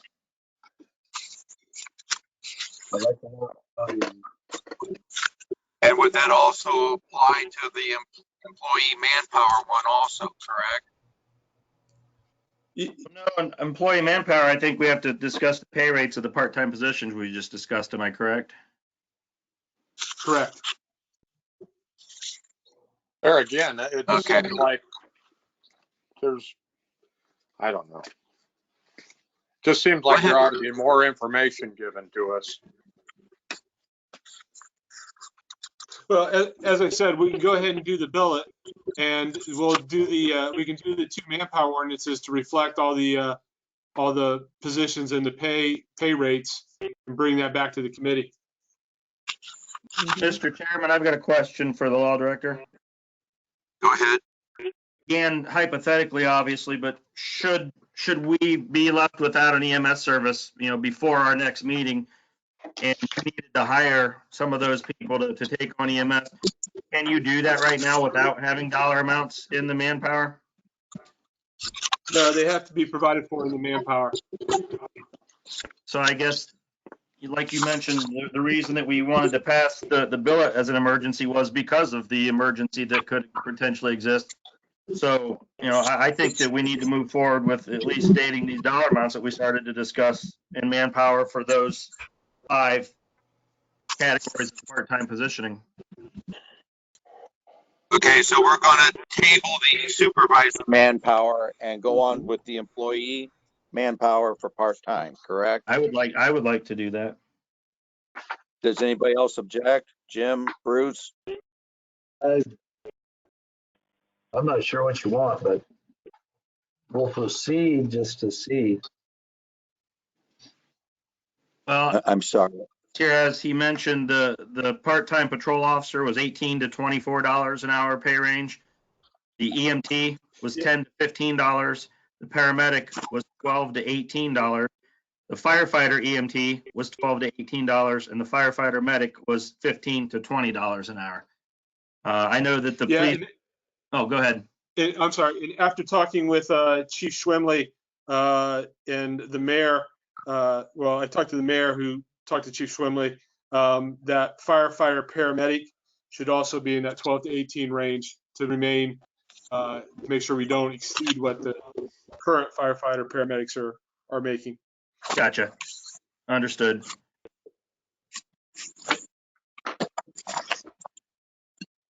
Bruce, you have any questions? Jim? Oh, no, I don't have any questions. It sounds like a muddled up mess to me, but I agree because I don't understand it, but this is, yeah, well, this that is, makes two of us. this all pertains to the 20 people that we're adding in the bullet. Is that correct? Yeah, that we hope we never have to hire, yes. 20 per department. Not per department, per category. I thought the mayor said, I thought the mayor said 20 per thing too. No, per category. So you could have 20 EMTs, 20 paramedics, 20 firefighter EMTs, and 20 firefighter medics. It's not that they're all working at the same time. It's that it could potentially take 5 to 10 different part-time people to create or to work enough hours of what one shift actually would take. That's correct. That's what we talked about. So in order for us to pass this ordinance, we also have to approve the part-time for the head lifeguard, and substitute lifeguards and the concession workers. Am I not correct? And the lawn maintenance, pardon me. That's under section no F change. and then. Go ahead. There's no changes to those positions, I don't think.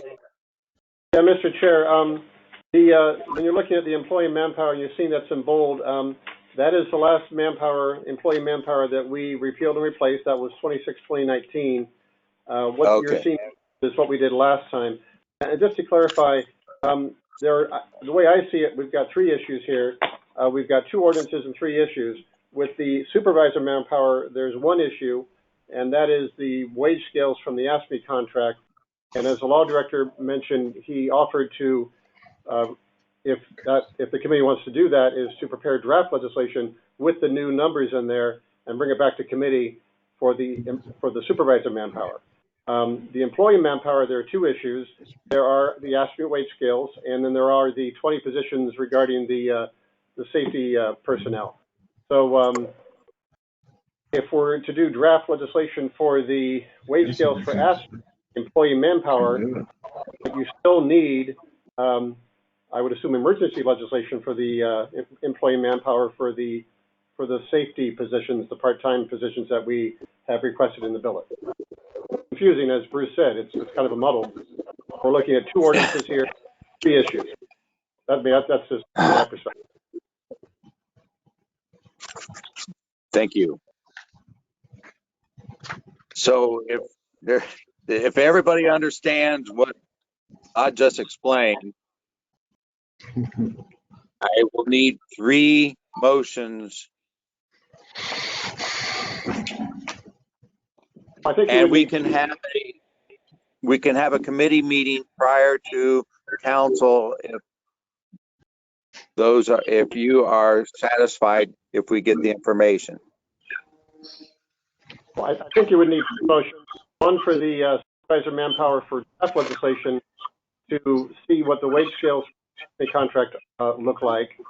And then we need a requested legislation for the employee manpower. But again, there's 2 issues there. There's the part-time positions that you've already requested as an emergency in the billet. But then you also have the wage scales from the ASME contract that haven't been provided to you. So I don't know how you want to break that down. Mr. Ratliff, can you help us on that? I think Mr. Hill hinted on what might be the best option. We'll prepare the manpower and the employee or the supervisor and the employee manpowers with all the ASME wage scales. And prior to the next council meeting, if you're willing, we'll have those in draft form and ready for you to review, that you can then approve at council meeting if you are satisfied with them. We'll sit down with the administration and go through all those and with Joyce and make sure we have all the right numbers in there for everybody. I think that'd be great. So, Mr. Ratliff, I'm requesting for 3 motions, or just, would I require 3 motions, one for the supervisor, one for the ASME employee, and one for the part-time? No, just one motion. We're only asking for legislation for the bill. What I'm saying is, if what the committee wants to do is, we can prepare the manpower or the supervisor and the employee manpower ordinances, present them to you at a committee meeting before the next council meeting. If they're acceptable to you, then they could be heard at the next council meeting and passed at that time. So if that's what you want, we'll go ahead and prepare them. We'll sit with the administration and the auditor, make sure all the numbers and all the ASME numbers are in there, and then have that for you at a committee meeting, a special committee meeting before the final council meeting next week, 2 weeks. Mr. President, Is everybody with that? aren't you also employee manpower putting in the safety, the part-time safety personnel? We'll put all those in and get it all done at one time. Right, okay. That way you won't need multiple motions. And We don't need a motion tonight, so There's no motion, right? no motion. So if nobody objects to that, we will have a meeting at 6:45 on the 19th. Discuss this, or do we need it at 6:30? It would be the 21st, April 21st. I'm sorry. That's correct. 21st. Do we need a half hour? Or do we just need 15 minutes? Half hour. Okay. Yes. Okay.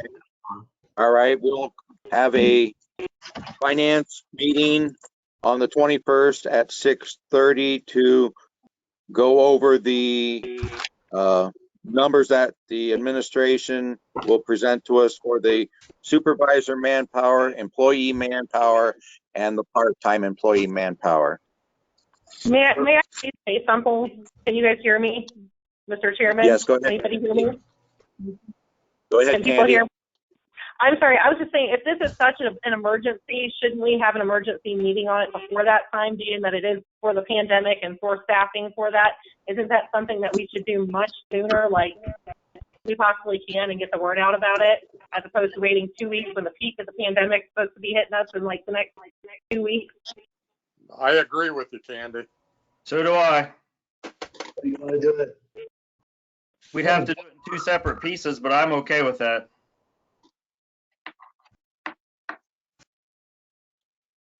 Okay, what day will work for you? And how long do you need to do this, Mr. Ratliff? He's on the beach. Well, nobody's in tomorrow, but we can get done. Give me till Tuesday evening. Okay. Would the 14th work for everybody? Yes. Yes. Let me check my schedule. Wide open. Okay, so what time would work for you? 6:30? Well, Yeah. those of you that are working, make sure you have That's able why I'm asking. to get ready. Yes, 6:30. Yeah, Will 6:30 work for everybody? Yeah. Yes. Okay, so It works I for the will- council president, 6:30. Okay, so we will have a financial meeting on the 14th at 6:30. And then we will have a council meeting following that for the emergency legislation on the billet In and the manpower. manpower. Okay, if there's no other questions or comments, am I correct on that, Mr. Hill?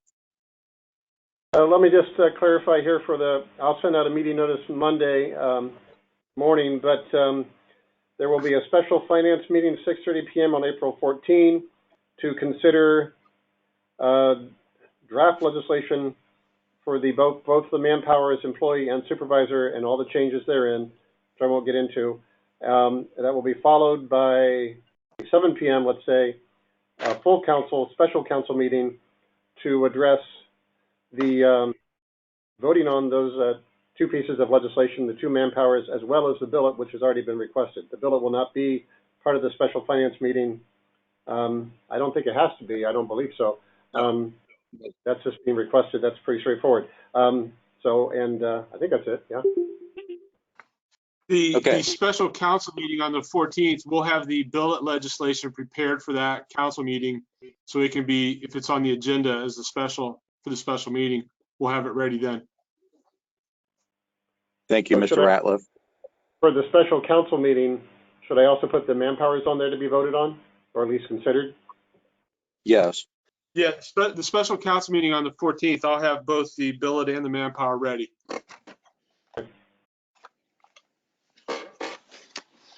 Okay, if there is nothing else, I will adjourn Finance Committee at 8 o'clock.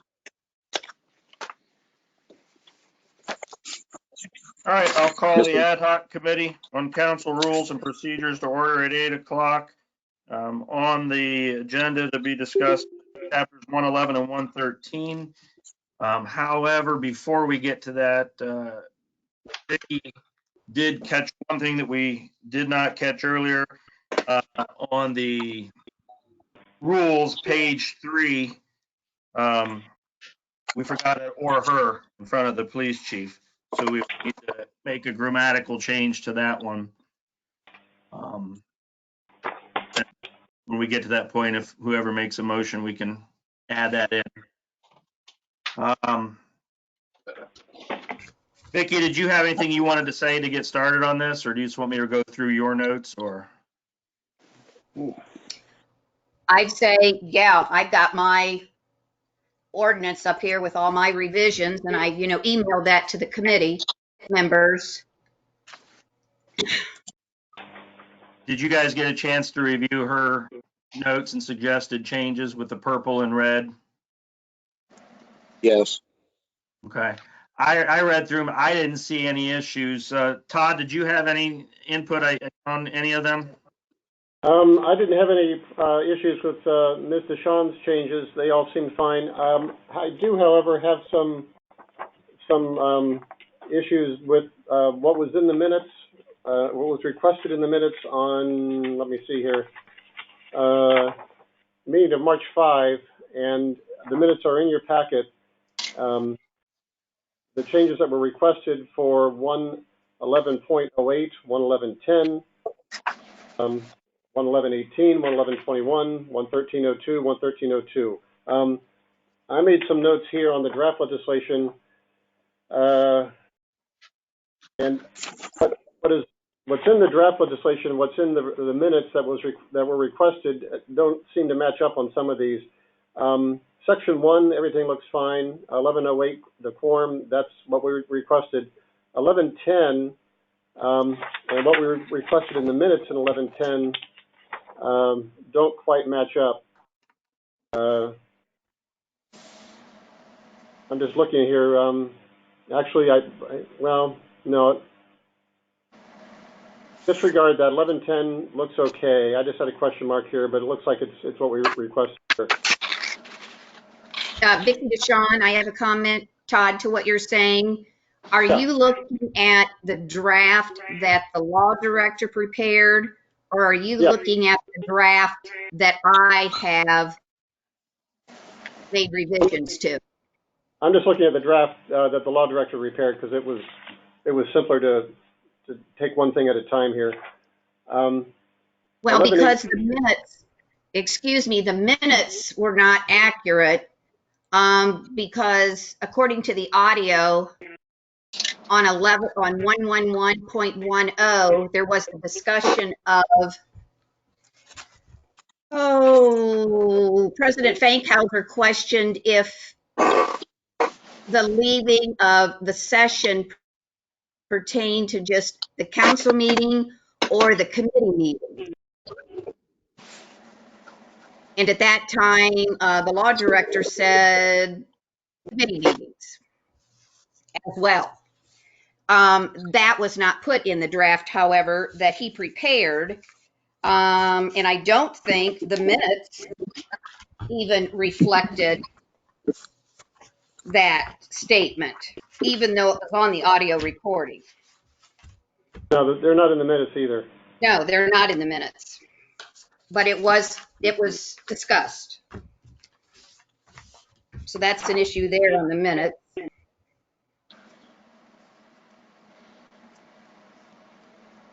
I would also say in 11118 order of business, this is pretty straightforward. That the invocation should go in front of the Pledge of Allegiance. That is not in the minutes either, but that was what we did talk about. And this is the main issue I have, and we got into this discussion and we just kind of left it there. Yeah, this is really my main issue here. But we did have a long discussion, or we started to have a long discussion on when we're going to approve the committee minutes. And I believe I was under the impression with 11118 that there were going to be two sections here, one pertaining to the order of business for council meetings and one pertaining to the order of business for committee meetings. Exactly. But I don't see that in the draft. And that brings up a bigger question about, and we got into this, and I don't know if we want to even reflect this in the BCO here, but I think we kind of left it up in the air as to when the committee minutes are going to be approved, whether they're going to be approved as they are now. And the law director did have some issues with those, with that process, which he's had for some time, or whether we approve the committee minutes when the committees meet again, which that was the law director's suggestion. And we didn't resolve that. That was a big discussion we had gotten into, but we hadn't resolved. And I don't know that that even has to be reflected in the codified ordinances. But anyway. Yeah, that's where I think our intention was that we were in favor of approving them at the next time that committee meets, so that the body that created those minutes is the one approving it. Right. Since there's so much discrepancy, Todd, I don't know if this is the right way to do it, but especially given the fact that we're all working remotely, would it be appropriate to ask you to take the changes Mrs. DeShawn has suggested, as well as what you've noted that was discrepancies, and to kind of put it all together and send it back to the law director's office for another revision, so that it's all inclusive, that we could then have put before us to vote on? Yeah, I would agree. Once we have the Billet and Manpower stuff out of the way, because that's a priority, and that is within 3 days, working days. We're talking about ordinances here that go back several decades. So if we don't get them addressed this month, I don't think the world's going to end. Another issue here also, and this is really, the law director's not there, but the two ordinances that were not, the two codified ordinances that were not replaced in the books in October 2015, 111-114 and 111-15. 111-14 is committee reports on ordinances and resolutions. And this, I think we need to talk about, because what is meant by the word report? Are we talking about reading the minutes? Are we talking about the committee is just making a report? Does that, if we're changing how we approve the committee minutes, I think 111-14 at least needs to be looked at. 111-15 is just voting required. That's routine. But yeah, I agree with Mr. Myers. I will take the changes, questions that I have based on the minutes that I wrote and the draft that I received, and all the changes that Ms. DeShawn suggested. I think most of which were all pretty straightforward. But right now they're in 3 different places. I don't think the committee is at all prepared to pass judgment on that. So yeah, I agree with Mr. Myers that I will go back and try to get this in working order with the law director, and we'll go from there. Sounds good. May I? Yes, ma'am. Go ahead. Okay, let me get my sheets here. Just a couple things I'd like to clarify. In the draft, page 2 of 7, I'm assuming you folks have yours in front of you. Is this the one you prepared or is this? Right. This is, yes, this is the draft with my revisions, excuse me. I'm there. Go ahead. Section 3 that I added in that had to do with the standing committees. Yes. The reason that's in there is I noted that the list of duties for the Economic Development Committee included the Regional Planning Commission. Well, the city withdrew from the Regional Planning Commission back in 2013, and then the commission itself was disbanded in 2013. So we need to remove that duty from the Economic Development Committee, and that's why I've inserted the amending of that section. Correct. Yeah, I know elsewhere it's on the sheet that's typed up of our committee assignments. That is not on there. So that was probably just an oversight to removing that. So yeah, that's fine. I appreciate you catching that.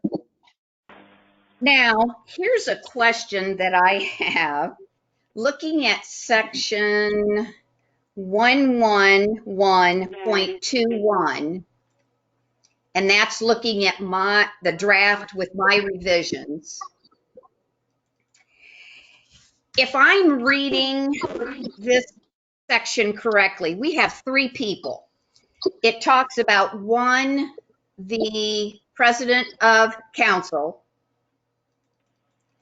It talks about the chief of police, or his designee will be the sergeant at arms.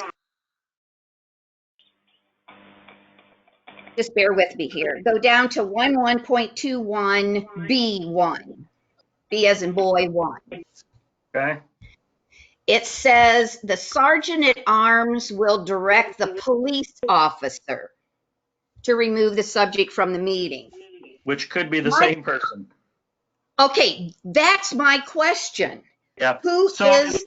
If I could indulge you for a second, I met with the police chief and the police captain and went over this entire section, and I had that same question. They didn't see the need to change it, but I to your point, I think you're right.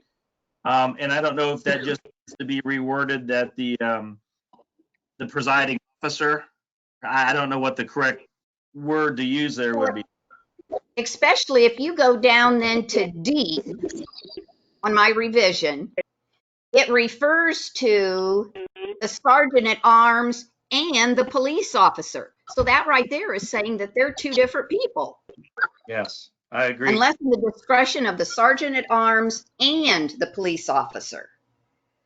Yeah, so I think during a council meeting, I think the council president could very well instruct the sergeant at arms or the designee of the police chief to have somebody removed, as well as during a committee meeting, whichever committee happens to be going on at that time, that committee chair should also have that ability to request somebody be removed if they're being so disruptive. That's true, but what I'm saying is there's either the council president or the presiding officer at the committee meetings. That's 1. Then you're looking at your sergeant at arms, which is a 2nd person, and the police officer is a 3rd person. But we don't have 3 people.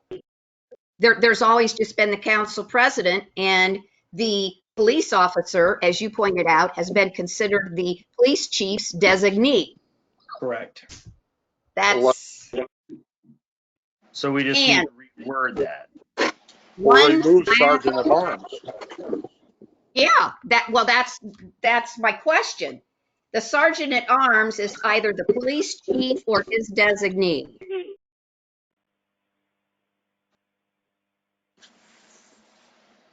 And if I'm understanding Kevin correctly, the designee of the police chief is being considered the police officer.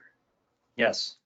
But that can't be when you're talking about in this section the sergeant at arms and the police officer. It can't be one, you can't be the sergeant at arms and the police officer.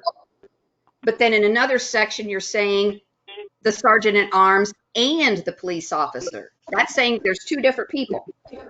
So would you The just and or, I'm sorry. sergeant at arms or police officer would be an acceptable change, or would we remove the sergeant at arms completely?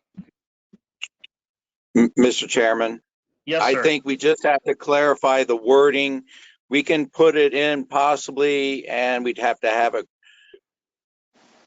check to make sure it's correct, but you can have, can you or can you not have it as sergeant of arms / or police officer? Yeah. You can word it so that you don't have to remove sergeant of arms, because we may designate somebody as sergeant of arms. Oh, geez. So, I mean, as in what, in Robert's rules, that's how we have is sergeant of arms. And we can just reword it so that it's not saying 3 separate people, that it would only be whoever we designate as our person in charge. Can I offer Mr. this? Chairman, can I say something? Yeah, go ahead, Candy. Could we do it as and / or? What I was going to make a suggestion was between Vicky and those of us on the committee and Todd, since we're already tasking Todd with going back and making some more edits and changes, could we simply look at this section, send him our suggestions for that as well? Vicky, is that acceptable? Yeah, And that's then, fine. and wrap that all up into one, because there's no need for us to fix this part of it right now when we have all the other stuff that we're going to have to fix too. So I think I agree. if we just take a quick gander over this over the next couple of days, forward that on to Todd, and then go from there, I think that makes perfect sense. And I have just one other comment, and then I'll let y'all go home. We are home. Well, that's true, you are. You still are not being provided the updated copies of chapters 111 and 113. Todd, do you want to speak to that? Yeah, that page, there were a number of pages, not just this page. The October 2015 replacement pages were received in October 2015. They were not added into the books, the physical paper books. They were updated on the website. They've been updated on the website ever since then. In early March, when this was brought to our attention by Ms. Deshawn, I did up all the books in City Hall here, and of course they're updated on the website. I emailed them to you this evening as well, or this afternoon. And as I said before, the two ordinances in regarding rules of council that we I think need to talk about in relation to this discussion are 111.14 and 111.15. Well, 111.14. 111.15 is routine. 111.14 is on the committee reports on the ordinances and resolutions, and the law director mentioned this. If we are not approving the committee minutes until after the legislation that was requested by those committees has been voted on and put into law, I think that might run into some trouble with 111.14.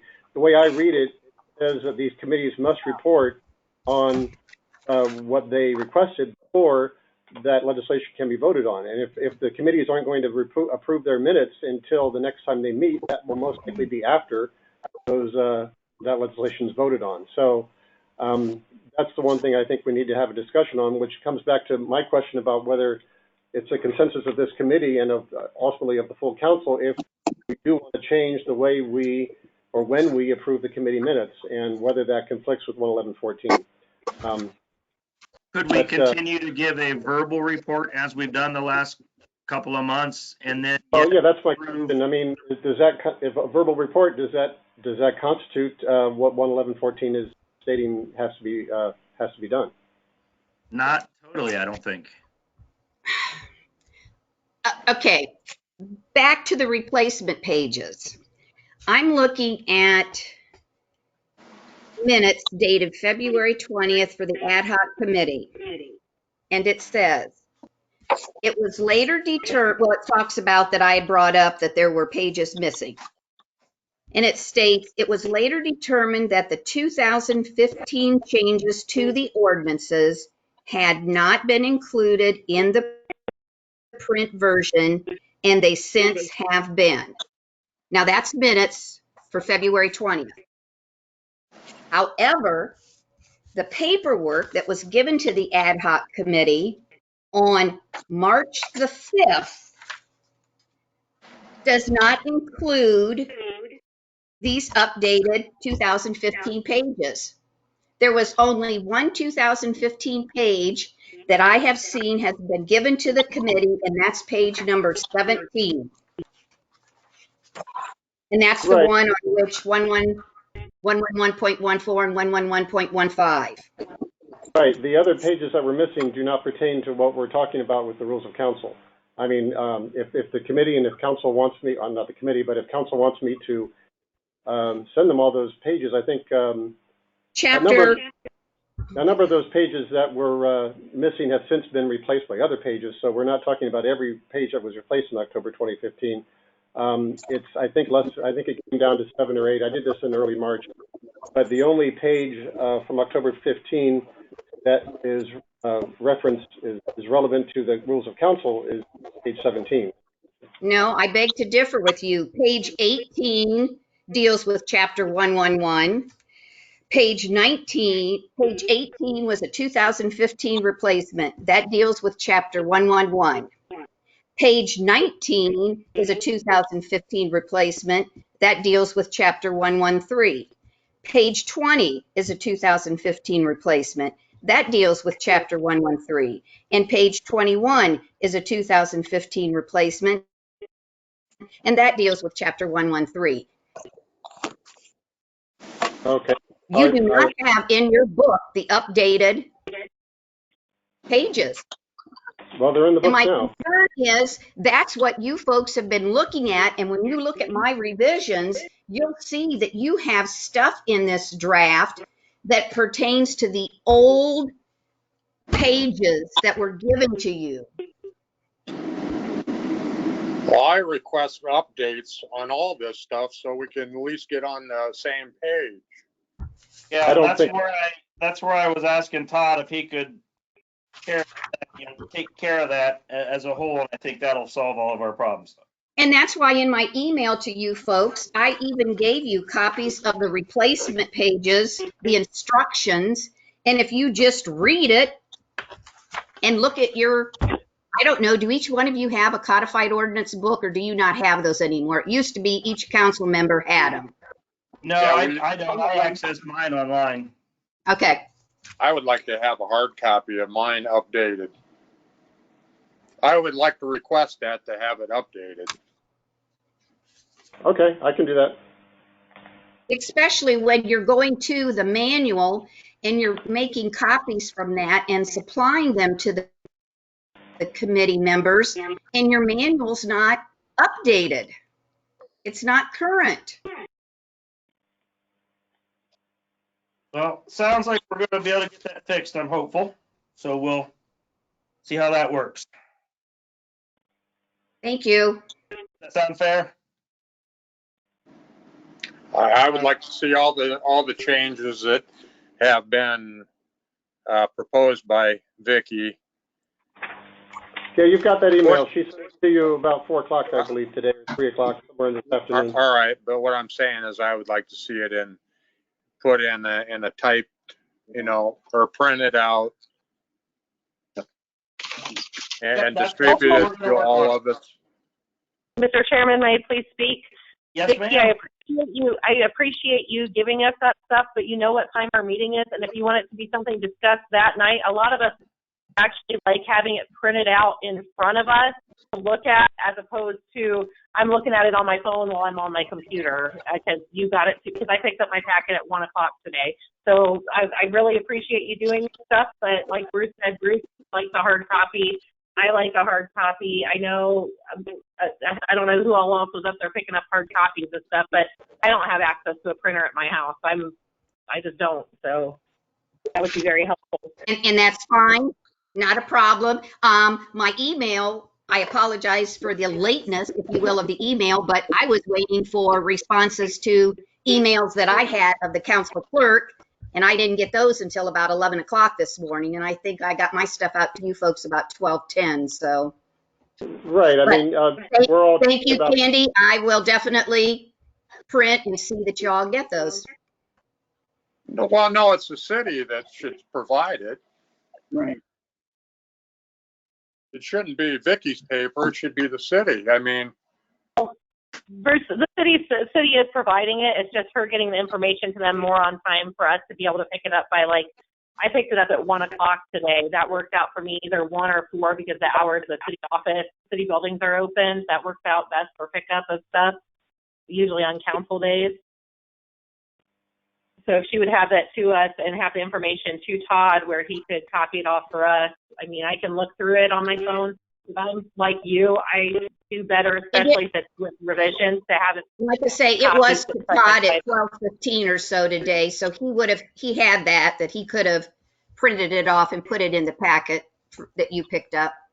Yeah, there was no way the committee was going to be able to get this before today because the meeting was scheduled yesterday and the packet was put together today. And in Ms. DeShawn's defense, there was no way today that the committee was going to be able to get these any earlier because the packet wasn't put together until literally noon today. So, I mean, to Mr. Meyer's point, that's why we need to continue this until at least the next meeting. Yep, I think that's fine, and I appreciate the work that every one of you does, whether it's those of us on the committee reading through this, Vicky, all the work you put into it, Todd, all the work you've done. I appreciate everybody, so thank you all. So are we okay then to stop talking about ad hoc stuff for now, since there's nothing left to do until we can look at other stuff? I'll close the ad hoc committee at 8:26 p.m. And item number 4 is public participation. Is there anybody that has anything they'd like to say about anything we've discussed tonight?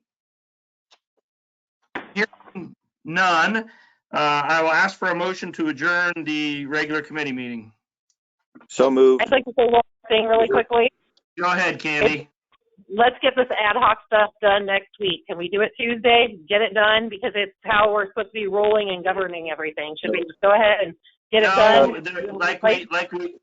Like we just mentioned, we've got this other stuff with the Billet and Manpower that's more pressing. I know. Going to work on that, and then this will come after that. Personally, I think there's probably at least 2 more discussions before we're to the point where the committee can even request legislation. In between, don't tomorrow, Monday, we've got to do 2 manpowers and the billet, which are normally the biggest pieces we do except for the budget. And then we have a special meeting, 2 special meetings on Tuesday. I'm pretty sure we can have this ready for the next committee meeting on the 23rd. And I say that's okay because we're making progress. Yes, I agree. So I just have one other question. Am I being asked then to print off copies of my draft revisions for the committee members, or is Todd going to do that and see that you get them in printed form? No. You have no duty to print. No, you can just supply it to Todd and he'll get it to us in whichever media that each of us prefers. so is there a way Okay, that I thank can you. see all the proposed changes on the hard copy that you'll actually be able to be either italicized, or is it going to be some way that we'll be able to see what Vicky's provided has colors with it. And yeah, does the city print in easy colors? to read. Yeah, Todd has the ability to print in color, Bruce. Okay, well, I'm just clarifying that because I don't know. I've never seen colored, even on a draft. When it says draft, it's in gray. Yeah. Okay, I've got a motion by, I believe it was Mr. McKeever, to adjourn. Do I have a second? Yes. Yes. Second, Yoakum, somebody. All right. I don't know who all it in favor, do we need to do a roll call to do that too, Todd? I can do that. Give me 1 minute here. McKeever. Yes. Yoakum. Yes. Coate. Yes. Alsept. Yes. Myers. Yes.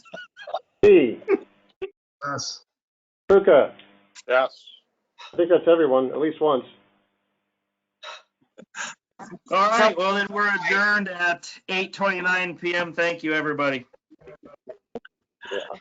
Kroger stay open? Hey, I like your son talking in the picture too. That's what I'm saying. I could have been doing this the whole time. I know about chapter 111. Covers open. Hey, he'll keep you entertained, won't he? He's got a Mountain Dew. He's giving Vicky a run for her money. Is he making fun of me, Lisa? No, I think Yes, he's trying to he find wrote me a something to note do. and he said, "Who is that lady?"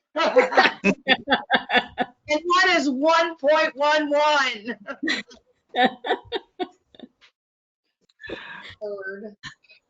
Oh, he's something. You go pee all. Thank you, Tom. Guys, you gotta stop the recording on that. Bye, guys. Stay safe. Bye. See you, Kurt. See you guys.